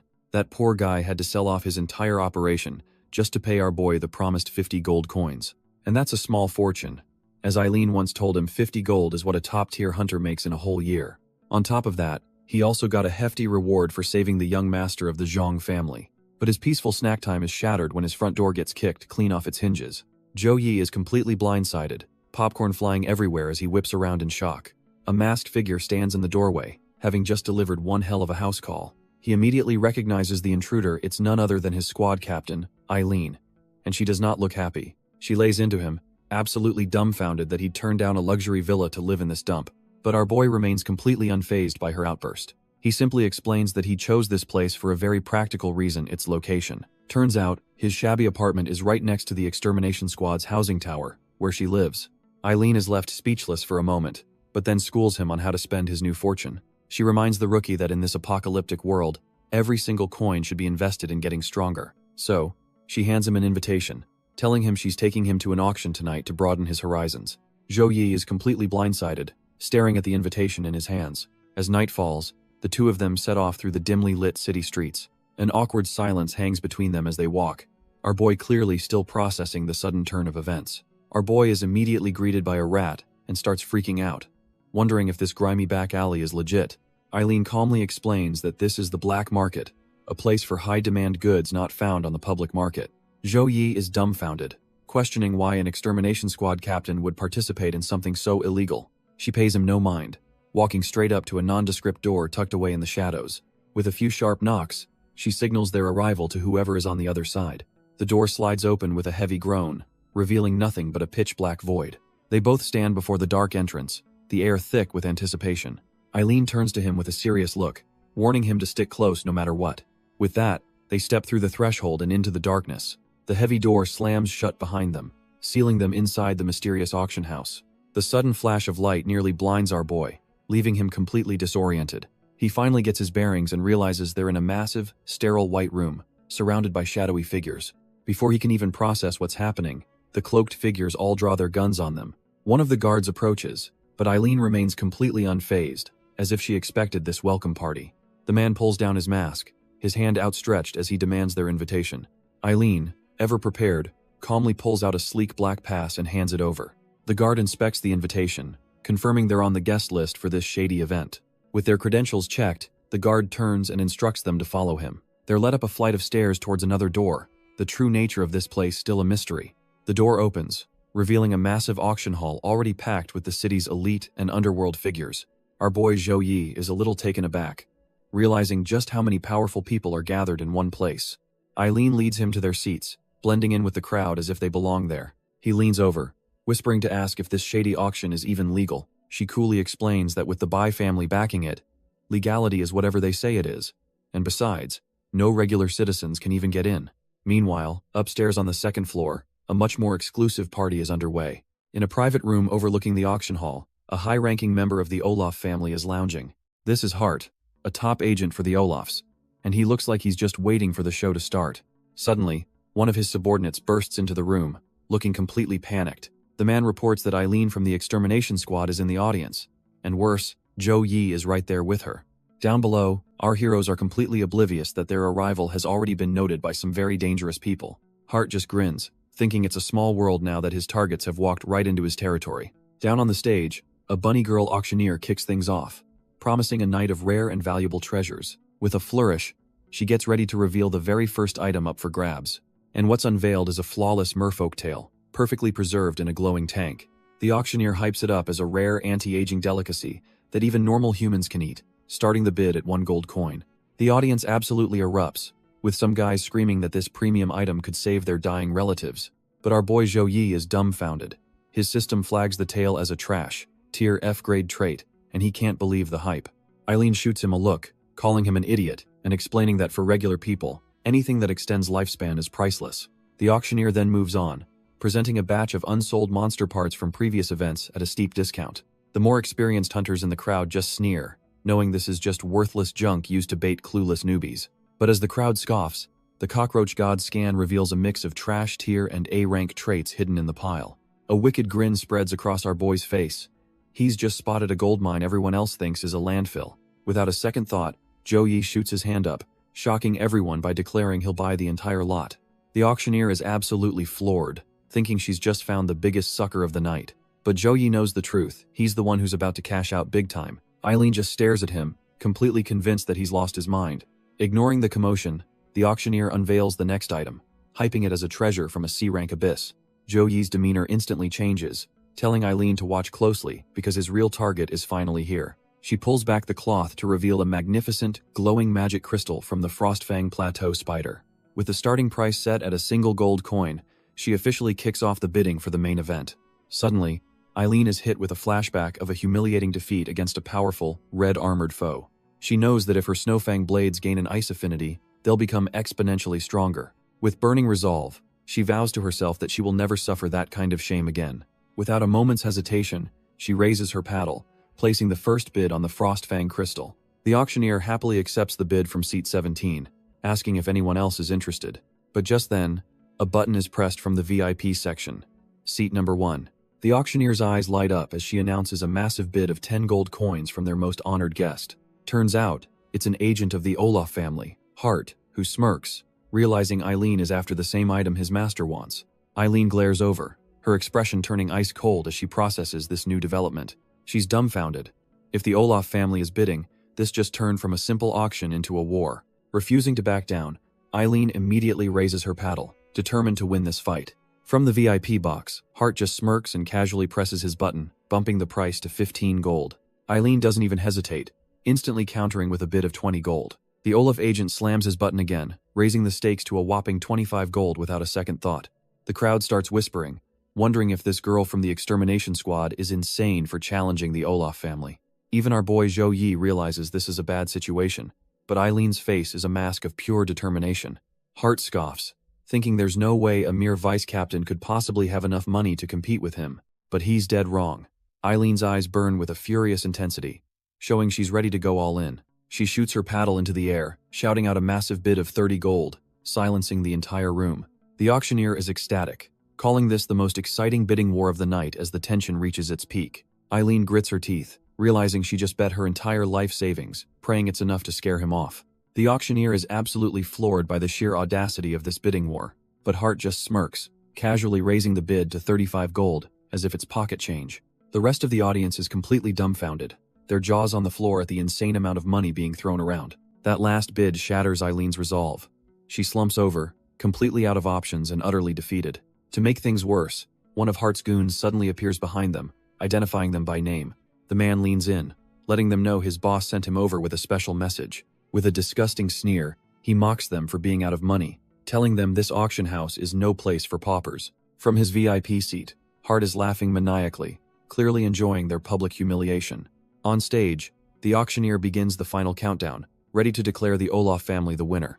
But just as the hammer is about to fall, another paddle shoots up from the crowd. Our boy Zhou stands up, not about to let Eileen's humiliation slide. With a savage grin, he throws down an earth-shattering bid of 50 gold, leaving everyone speechless. The entire auction hall erupts in chaos, with people absolutely losing their minds over the sudden challenge. Eileen looks up at Zhou, completely stunned that he'd step in for her like this. From his private room, Hart just smirks, finding this little act of defiance rather amusing. He muses that in all his years working for the Olaf family, no one has ever had the guts to challenge them. With a condescending laugh, he decides it's time to put this nobody back in his place. The auctioneer announces Hart's counter bid of 55 gold, but he's not even done. Hart immediately slams the button again, instantly raising the price to a staggering 60 gold. The auctioneer is losing her mind as the bids jump from 70 to 80 gold in a flash. But our boy Zhou, without even flinching, casually raises the stakes to a clean 90 gold. Eileen immediately panics, telling him they're broke and can't possibly go any higher. He just smirks, telling her not to sweat it. They'll win first and he'll sort out the money with Zhongzhe later. Just then, a familiar voice pipes up, asking what a few gold coins matter between friends. It's Zhongzhe himself, who casually strolls in and offers to cover their entire tab, leaving Eileen dumbfounded. Back in the VIP room, Hart's aide is freaking out, telling his boss they're way over budget and Zhongzhe is backing the enemy. Zhou just flips them the bird from his seat, telling the broke losers to get out if they can't afford to play. Hart is left absolutely seething, his face contorted with pure, unadulterated rage at the public humiliation. Later that night, Eileen thanks Joe Yi for his help, promising she'll find a way to repay the massive debt she now owes him. Our boy just gives her a thumbs up, telling her not to be so formal. He's just following her advice to invest everything into getting stronger. But their conversation is cut short when a violent tremor suddenly rocks the entire city, catching everyone off guard. Even the unflappable Dronzer is completely dumbfounded, wondering what in the world is going on. Eileen's phone buzzes with an emergency alert. All extermination squads are to respond to a disaster-level threat. In the distance, a massive shockwave emanates from the city's outskirts, signaling the source of the chaos. A remote mountain range begins to tremble, as if the very earth is about to split open. The peak shatters, bursting upwards as something colossal begins to claw its way out from beneath the ground. A terrifying giant worm monster erupts from the mountain, its multiple maws roaring at the sky. But before it can even take a breath, it's instantly swarmed by vicious tendrils of crimson energy. The newly spawned disaster-level threat is torn to shreds in a bloody instant, leaving nothing but a gory mist. The trio is hit by the shockwave, completely stunned by the sudden citywide crisis. Zhongzhe is the first to crack, utterly panicking and demanding to know what's going on. Eileen, however, is a professional. Her phone buzzes with a disaster level, a protocol for all extermination squads. Her orders are clear. As vice captain, she needs to rally patrol teams and evacuate civilians immediately. She turns to give the two of them an order, likely telling them to find cover and stay out of it. But our boy Zhou Yi cuts her off, declaring that every combat unit is needed right now and he's ready to fight. Inspired by his bravery, Zhongzhe shoves his fear aside and insists on being counted in too. With no time to waste, Eileen accepts their help and tells them to follow her as they dash into the fray. The situation is dire. Drones fly over the burning city, broadcasting evacuation orders on a loop. On the streets below, it's pure chaos as citizens scream and run for their lives from the spreading destruction. The evacuation descends into a frantic mob as people shove their way towards the underground shelter. Just as they reach the entrance, a monstrous roar from the burning city stops everyone dead in their tracks. A woman's terrified scream draws all eyes to the sky, where a new nightmare is unfolding. An entire swarm of giant, winged insect monsters descends upon the city, blotting out the sky. Without warning, one of the beasts dive bombs straight into the crowd, causing a bloody explosion. The impact sends civilians flying, leaving them dumbfounded by the sheer brutality of the attack. One man, having seen the carnage up close, can do nothing but let out a soul-shattering scream. The crowd breaks into a full-blown stampede as the monster looms over them, ready to feast. Amidst the chaos, a little girl gets separated from her family, crying out for her mother. Her mother, ignoring her own safety, rushes back through the panicked crowd to snatch her daughter from danger. But the skyborn terrors weren't the only threat. Now, sharp, armored projectiles rain down on the city. They hit the ground like mortar shells, blasting through the panicked civilians in a spray of gore. The culprits are revealed. A new wave of heavily armored, crab-like monsters, and they look pissed. Without hesitation, one of the beasts launches itself forward like a living bullet. It smashes clean through a man's chest, an absolutely brutal one-shot kill. The entire street becomes a slaughterhouse as these armored freaks begin their bloody rampage. The mother continues her desperate sprint, clutching her daughter and somehow evading the chaos. But her luck runs out when another crab monster lands directly in her path, cutting off her escape. Just as it lunges, a shadowy figure with massive claws appears, shielding the mother and child from the attack. She looks up, tears in her eyes, completely dumbfounded by the sudden arrival of her mysterious savior. Her savior is revealed to be our boy, Zhou Yi, who unleashes a fiery scythe, carving a path through the monsters. The mother can only stare, her mind completely blank from the sheer shock of it all. Zhou Yi doesn't even flinch, his eyes burning with cold fury as he sizes up the remaining threats. He channels his power, the flames of his weapon swirling with destructive intent. With a brutal leap, he impales another crab freak, slamming it into the ground with overwhelming force. He lands protectively in front of the family, his faint antennae betraying his inhuman nature. Snapping out of her stupor, the mother is overcome with relief and tearfully thanks him for saving their lives. But before he can respond, a shout from the crowd of survivors pulls his attention away. Turns out it's Eileen, and she's absolutely manhandling two guys, demanding to know what they're up to. Sukai recognizes the goons immediately, telling Zhou Yi that these are the same clowns who were with Tony Olaf. Zhou Yi silently judges them, disgusted that fellow Awakeners would disguise themselves and hide while civilians died. Eileen introduces herself as the vice captain of Extermination Squad 1 and immediately drafts the two cowards for city defense. The spiky-haired goon flips out, yelling that he came here to make money, not to get himself killed. His buddy chimes in, telling her this is the squad's business and has absolutely nothing to do with them. The first goon then turns on Zhou Yi, sarcastically suggesting that since he loves showing off, he should handle it. He even sneers that he hopes the monsters take down this year's so-called hotshot favorite. But before he can finish his sentence, Eileen's purple energy whips violently wrap around his entire body. With a brutal yank, she sends him flying and slams him face first into the concrete. The goon is left completely stunned, unable to process what just happened. Eileen stands over him, her eyes glowing menacingly, and makes it clear this is a conscription, not a negotiation. With ice in her veins, Eileen orders the pathetic cowards to be taken away and treated as deserters. The goon starts screaming, trying to pull rank by claiming he's an Olympic athlete and not even officially in the squad yet. Our boy Zhou Yi steps up, disgusted, asking how someone who only knows how to suck up to the powerful could ever deserve to join the squad. Suddenly, Eileen's phone buzzes with an urgent citywide alert. All combat personnel are to assist at Vermilion Gate immediately. The situation is dire. The gate is already engulfed in a massive, raging inferno. Both she and Zhou Yi look on as the city burns, realizing this is way bigger than a few trash-tier recruits. Without a moment's hesitation, Eileen tells Zhou Yi to come with her, and he instantly agrees. They hop on a motorcycle and tear through the streets, racing towards the heart of the disaster. Arriving at the scene, they find the colossal gate breached and flames pouring out into the city. And from within, the fire emerges a monstrous, heavily armored insectoid, ready to wreak havoc. Eileen grits her teeth, declaring there's no time to wait for backup. They're going in right now. They ditch the motorcycle, leaving it behind as they prepare to leap into the fray. Using her telekinetic powers, she grabs our boy and launches them both over the massive, burning gate.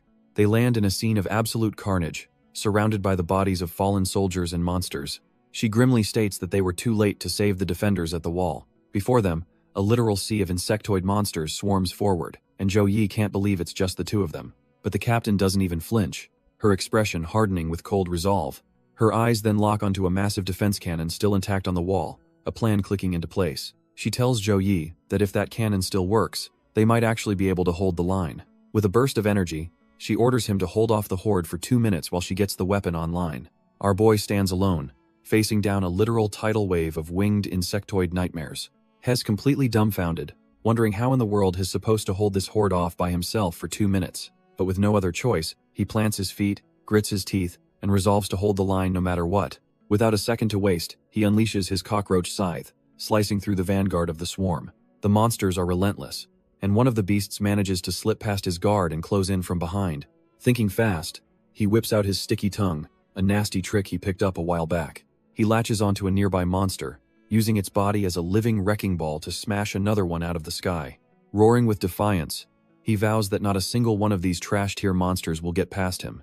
But just as he's gaining some ground, a colossal shadow falls over him as a gigantic claw descends from above. Before he can even blink, the massive claw smashes down, impaling our boy straight through the chest. But instead of death, a searing hot power erupts from our boy, manifesting as a fiery spear in his hands. With this new weapon, he desperately parries the storm of claws raining down on him. He's panting, bleeding, and running on fumes, but his eyes burn with pure, unyielding defiance. Just then, a much larger, more menacing insect monster descends, its presence dwarfing the others. He finally gets it. He understands why those other two were too scared to fight, realizing one wrong move means instant death. Standing over the corpse of the beast he just took down, he knows this is just the beginning. The mangled face of the dead monster is a grim reminder of the brutality of this battlefield. But even knowing the odds, his resolve doesn't waver for a second. The alpha monster lunges forward, its massive scythe-like arm blotting out the sky. Zhou Yi leaps back just in time as the claw smashes into the ground, a hair's breadth from turning him into paste. Instead of retreating, our boy pivots on a dime and slams his spear deep into the monster's attacking limb. He grits his teeth, knowing that being scared spitless is no excuse to run away from a fight. Reaching into the gushing wound, he pulls out a glowing red crystal, ready to absorb its essence. A system notification confirms it. He's acquired the dragon-grasping claw, and his arms begin to twist into something new. But there's no time to adapt, as a whole swarm of lesser insectoids suddenly closes in from all sides. Roaring for them to get the hell out of his way, he tests his new power with a massive, fiery slash. He's left dumbfounded as an even larger scythe arm slices down from above, making his attack look like a joke. The resulting impact is absolutely colossal, kicking up a massive cloud of dust and debris. When the smoke clears, a different monster, a huge armored crab, lies dead before a fortified wall, clutching a strange purple orb. Before he can even catch his breath, the orb cracks open and a whole squad of smaller, identical crab monsters hatches right before his eyes. Without a moment's hesitation, the newborn crab monsters launch themselves forward like living cannonballs. They detonate against the fortified wall, showing they're nothing but trash-tier suicide bombers. But their strength isn't in their individual power. It's in their horrifying, seemingly endless numbers. Our boy can only kneel in frustration, realizing this is a whole different level of nightmare. Hess completely surrounded, thinking that at this rate, they'll just keep coming forever. He grimly wonders where the hell that 2-minute backup from Vice Captain Eileen is. Glancing back at the city, the cold reality hits him. If this wall falls, everyone behind it is dead. The thought of more innocent people dying because he failed is something he just can't stomach. His expression hardens with grim resolve. There's no running away from this. He channels his power, remembering the promise he made to himself the moment he stepped onto this wall. With retreat no longer an option, our boy ignites his weapon with a furious resolve. The swarm of winged insect monsters lets out a deafening roar as they dive straight for him. He hurls his flaming spear with all his might, pouring every last drop of power into the throw. The weapon transforms mid-air into a catastrophic attack. Scorching heaven, molten spiral. This fiery vortex rips through the horde, instantly incinerating the front lines into nothing but ash. But while our boy holds the line, deep inside the city, the defense control room is in total chaos. The lead technician is losing his mind, screaming that none of the defense systems are activating. His subordinate confirms the worst. The sequence runs, but the main crystal is completely dead. Just as all hope seems lost, a mysterious man calmly steps forward and says he'll handle it. The lead technician is completely dumbfounded, wondering who this guy is and if he's just some rookie. Turns out, this isn't some rookie but Zhang Jie, the young master of the clan that designed this entire system. Without wasting a breath, he shoves the others aside and gets straight to work on the main console. Suddenly, 2 sleek, mechanical arms sprout from his back, ready to interface with the system. His hands, both real and mechanical, fly across the terminals, inputting commands at a dizzying speed. He runs a full diagnostic, his eyes glowing as he processes the data flooding the screens. The results are baffling. The crystal response, the amplifier, and the threat detection are all stable. He's dumbfounded for a second. If the hardware is fine, then the problem must be something else entirely. A new, terrifying possibility dawns on him as he realizes where the true failure might lie. His fingers become a blur, digging deeper into the system's core energy logs. And there it is, just as he feared. A critical energy interruption message flashes in red. The horrifying truth hits him. Someone used an emergency override to deliberately cut all power from the crystals. It wasn't just one system. The watchtowers, bunkers, and every single defense cannon had been disabled by this traitor. Zhang Zhe realizes this shutdown command is so extreme, it's not even used during regular maintenance. The control room lead is absolutely livid, questioning if someone is really trying to hand Near-Eye City over to the monsters. Without wasting a second, Zhang Zhe slams his hands on the console, prioritizing a forced reboot of the city's internal weapons. He smashes the enter key, pushing the system to its absolute limit to get the defenses back online. A surge of red energy erupts from the main terminal as the system violently reboots.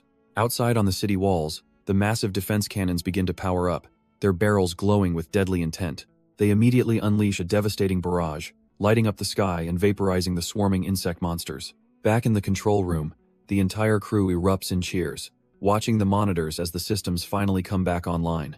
While his team celebrates, Zhang Zhe is already back at it, his fingers flying across the keyboard. He reflects that it's a good thing the extermination squad runs so many disaster drills. On the ground, the church is already handling medical support, healing the wounded amidst the chaos. Meanwhile, the shadowy intelligence bureau is doing its part, keeping order inside the city. Their agents are already directing the flow of panicked civilians, trying to prevent a total breakdown. Zhang Jie scoffs internally, knowing the military's original plan was to let the squad get torn to shreds. But now that the entire city is on the brink of collapse, they have no choice but to finally step in. He can't help but think that if they'd just mobilized earlier, the damage wouldn't have been this catastrophic. Looking at his cheering colleagues, he knows this victory is temporary. The real fight is far from over. Even with the system rebooted, he realizes the remaining turrets have to hold the line, no matter what. Back at the city's perimeter, the final defensive wall is taking a beating. Everyone knows that if this wall falls, the entire city is completely finished. Our boy Zhou Yi is on his last legs, panting heavily after unleashing that massive attack. He's standing on a mountain of monster corpses, but the fight is far from over. He grits his teeth, realizing the molten spiral has a long cooldown and the enemy isn't giving him a second to recover. In desperation, he screams into the sky, demanding to know where Eileen is and what's taking her so long. But his call is answered by a new threat, a monstrous purple beast lunging through the smoke. The colossal creature barrels towards him, its multiple maws wide open, and ready to devour him whole. With no other choice, Zhou Yi musters what's left of his strength, his aura flaring up once more. He meets the monster's charge head-on, preparing to clash with the terrifying beast. He lunges forward, spear ready, putting every last ounce of energy into this desperate defense. Glancing back at the turret, he knows it's their only real hope, but his stamina is hitting rock bottom. Hez furious, screaming that Eileen promised 2 minutes, but it's been nearly 10 and he's all alone. Facing the new monstrosity, he yells out into the battlefield, demanding to know if she's ever going to show up. The beast's glowing purple eyes lock onto its target, letting out an ear-splitting screech. It lunges with blinding speed, its armored head a blur of purple death aimed right at him. But just as he braces for impact, our boy is completely dumbfounded by what happens next. The monster's head whips right past him, not even trying to make contact. Its long, serpentine body follows, ignoring him completely as it rockets towards the backline. A horrifying realization hits him: the trash-tier beast isn't after him. It's going for the turret. Thinking fast, our boy hurls his spear like a javelin, aiming to pin the beast down. He lands right on its head and drives the spear deep, but the monster doesn't even flinch. With a roar of defiance, Zhou Yi channels every last bit of his fiery power into the weapon. He unleashes his ultimate attack, engulfing the monster's head in a massive pillar of fire. But the damn thing is unstoppable, shrugging off the flames as it closes in on the turret. Zhou Yi can only watch in horror, realizing his strongest attack was completely useless. Suddenly, the turret's cannon begins to glow, charging up a city-leveling blast. A colossal beam of pure energy erupts from the barrel, slamming directly into the monster's face. As the smoke clears, Zhou Yi stands there, breathless, wondering if that was finally enough to kill it. And just then, a familiar face pops out of the turret's hatch: Eileen, fashionably late as always. Eileen grits her teeth, declaring that the crystal power has finally been restored. It seems she's not bluffing, as smaller automated turrets also begin to open fire. The giant beast retaliates, unleashing a deadly barrage of razor-sharp energy shards. Down below, Zhou Yi and Eileen land on the ground, ready for the next phase of the fight. Our boy watches the chaos unfold, a grim determination etched on his face. They're not alone. A squad of elite soldiers has arrived, reporting that they're in position. Eileen takes charge, ordering everyone to hold the line until the main wall turrets are back online. And it's a good thing they have backup, because the colossal monster is spawning a horde of smaller creatures to swarm the walls. A tide of creepy, purple, scorpion-like monsters scurries across the ground, overwhelming the defenses. The newly arrived squad doesn't hesitate, unleashing a volley of energy blasts to thin out the swarm. The squad leader roars the command to fire, and his men unleash hell upon the approaching swarm. They pour on the firepower, a relentless stream of energy bolts aimed at the monstrous tide. But it's no use. One of the creatures barrels through the gunfire and slams right into a soldier. The man screams as the monster's sharp carapace tears him apart, his comrades watching in horror. Another soldier stands over his fallen brother, yelling at him to get back on his feet, refusing to believe it's over. His momentary distraction is a fatal mistake, as another scorpion monster gets the drop on him. The creature lunges, its maw clamping down hard on the soldier's head with a sickening crunch. His body goes limp in an instant, another casualty in a fight that's turning into a massacre. All around them, the elite soldiers are being torn to shreds, their formation completely shattered. The squad leader is left completely dumbfounded, watching his unit get systematically wiped out. Suddenly, one of the scorpion monsters gets blasted from the side, screeching in agony. The air is thick with the screams of dying men and the chittering of the relentless swarm. But cutting through the chaos is a whirlwind of fire. Our boy, Zhou Yi, has finally arrived. He unleashes his scorching heaven technique, obliterating one of the armored insectoids in a single, brutal strike. Panting heavily, he takes a quick second to catch his breath after clearing the immediate area. He shouts over his shoulder for the soldiers to fall back, telling them he'll cover their retreat. But a horrifying realization dawns on him as he sees he's standing alone amidst a field of corpses. The sheer number of dead soldiers leaves him completely stunned, the weight of the failure crashing down on him. His shock quickly morphs into pure, seething rage at his inability to save them. As if on cue, a fresh wave of winged monsters descends, and he can only curse them for the hell they've brought. Fueled by grief, our boy unleashes a torrent of fire, screaming for every last monster to just die already. But amidst the fiery chaos, a strange hum echoes as a nearby transmission tower suddenly glows with immense power. The ground itself begins to tremble and crack as a massive hidden panel starts to rise from below. With a heavy groan, the silo door opens, revealing something absolutely colossal hidden beneath the city. The commotion snaps Zhou Yi out of his rage, leaving him dumbfounded by the sight of the emerging structure. It's a ridiculously huge cannon, and standing at its base, looking completely unfazed, is Squad Captain Eileen. She stares down the battlefield with cold determination, ready to unleash the city's last line of defense. Back in the control room, the operators work frantically, channeling power to the city's trump card. The lead operator confirms it's ready. The entire wall is lined with these guardian cannons, all fully charged. And not a moment too soon, as a new swarm of vicious, red-armored insectoids comes screeching through the sky. With ice in her veins, Eileen gives the one-word command to unleash hell. The guardian cannons roar to life, launching a volley of pure destruction. A storm of fiery projectiles rains down from the sky, targeting the heart of the monster swarm. The moment they hit, the ground erupts in a series of earth-shattering explosions. Even the colossal purple draconic monster is caught dead center in the blast, getting absolutely shredded.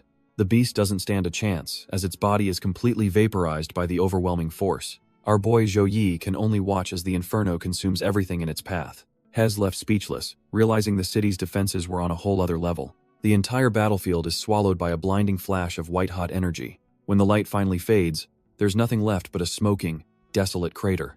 In the eerie silence after the blast, our boy Zhou Yi stands alone, watching the last embers fall. He turns to Eileen and gives her the grim summary.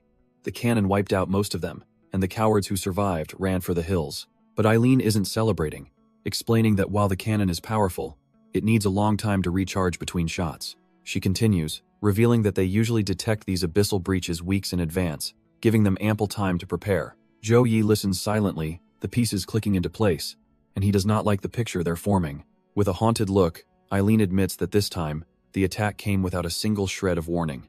He realizes this wasn't just a random monster wave, this was a calculated, stealthy invasion. Seeing her on the verge of breaking, he puts a comforting hand on her shoulder. He tells her this isn't her fault, as they both stand amidst the bodies of the fallen soldiers who died holding the line.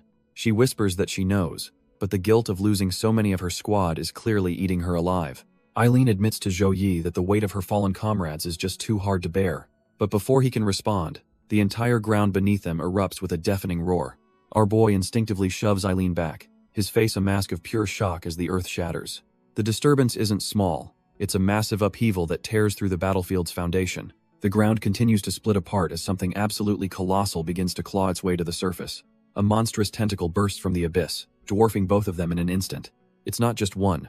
More tentacles rise from the ground, making the city's defense cannons look like children's toys. One of the massive appendages whips through the air, targeting the very cannon that saved them moments ago. Zhou Yi can't believe his eyes. This thing is on a completely different level from the monsters they just fought. The tentacle smashes into the ground with enough force to obliterate a city block, narrowly missing them. The ground gives way completely, sending our boy plummeting into the darkness below. He's in a freefall, the shock and terror clear on his face as debris rains down around him. Eileen is right there with him, both of them screaming as they fall into the newly formed chasm. But Zhou Yi isn't about to go down without a fight. He instantly activates his extra-long ape arms. With incredible speed, his transformed arm shoots out and snags Eileen mid-air, stopping her fall. His other hand slams into the cliff face, his fingers digging in to halt their momentum with a jarring crunch. Now they're just dangling precariously, a human chain against the sheer rock wall of the abyss. Eileen looks up, completely stunned that he managed to save them from certain death. Above them, the colossal tentacles have already finished their work, having wiped out all the city's cannons in an instant. Zhou Yi just stares up in disbelief, wondering what in the hell they're supposed to do now. Suddenly, another nightmare crawls from the chasm, a colossal, multi-eyed worm that makes the last beast look like a pet. It lets out a world-shaking roar, its raw power making it clear it's on a whole other level. Zhou Yi and Eileen share a look of pure dread. They absolutely cannot let this thing destroy the wall. With no other choice, they launch themselves off the cliffside, hurtling towards the new threat. Our boy unleashes his scorching heaven technique while Eileen manifests a deadly psychic blade. They dive in perfect sync, aiming a devastating pincer attack right at the monster's head. Their combined powers collide with the beast's skull in a massive explosion of fire and energy. But when the smoke clears, there isn't even a scratch on its trash-tier hide. Zhou Yi is completely dumbfounded. Their strongest attacks did absolutely nothing to it. Wasting no time, he redirects his momentum, aiming his flaming fist straight for the creature's giant, unblinking eye. He roars that if its skin is tougher than steel, then he'll just have to gouge out its eyes. His fist connects in a blinding flash, a direct hit that should have turned the eyeball to mush, but it's no good. He finds himself standing on Eileen's psychic blade, which barely managed to pierce the eye's outer layer. Our boy is completely stunned. Even the monster's eyeball has some kind of trash-tier armor. The colossal worm doesn't even flinch, treating their most desperate attacks like a minor annoyance. With a simple shrug of its head, it prepares to continue its assault on the city below. The cracks on its eye begin to seal up instantly, its regenerative powers working at an insane speed. Zhou Yi can only grit his teeth in frustration, realizing they are completely outmatched. Ignoring them, the beast smashes its head directly into the massive defensive wall with devastating force. The shockwave sends both him and Eileen flying as they curse their powerlessness. Eileen screams in pure terror, realizing that at this rate, the entire wall is going to collapse. The colossal worm monster just looms over the wreckage, treating our heroes like ants on the sidewalk. It finally turns its attention back to them, its massive maw opening wide to swallow them whole. From their perspective, it's like staring into the abyss itself as its glowing purple eyes lock onto them. But just as all hope seems lost, a flash of red from an unknown warrior signals a change of plans. A crimson spear of pure energy slices through the air, heading straight for the beast's face. The attack connects with brutal force, staggering the seemingly invincible monster for the first time. Both Zhou Yi and Eileen are left completely dumbfounded, wondering who the hell just showed up. Turns out, it's some mysterious spearman, standing there like he owns the place after that insane shot. Eileen can't believe her eyes, recognizing the man as Captain Lingxiao. This is He Lingxiao, the legendary captain of Unit 1, and he looks thoroughly unimpressed by the chaos. He plants his spear, standing as a one-man wall between our crew and the colossal beast.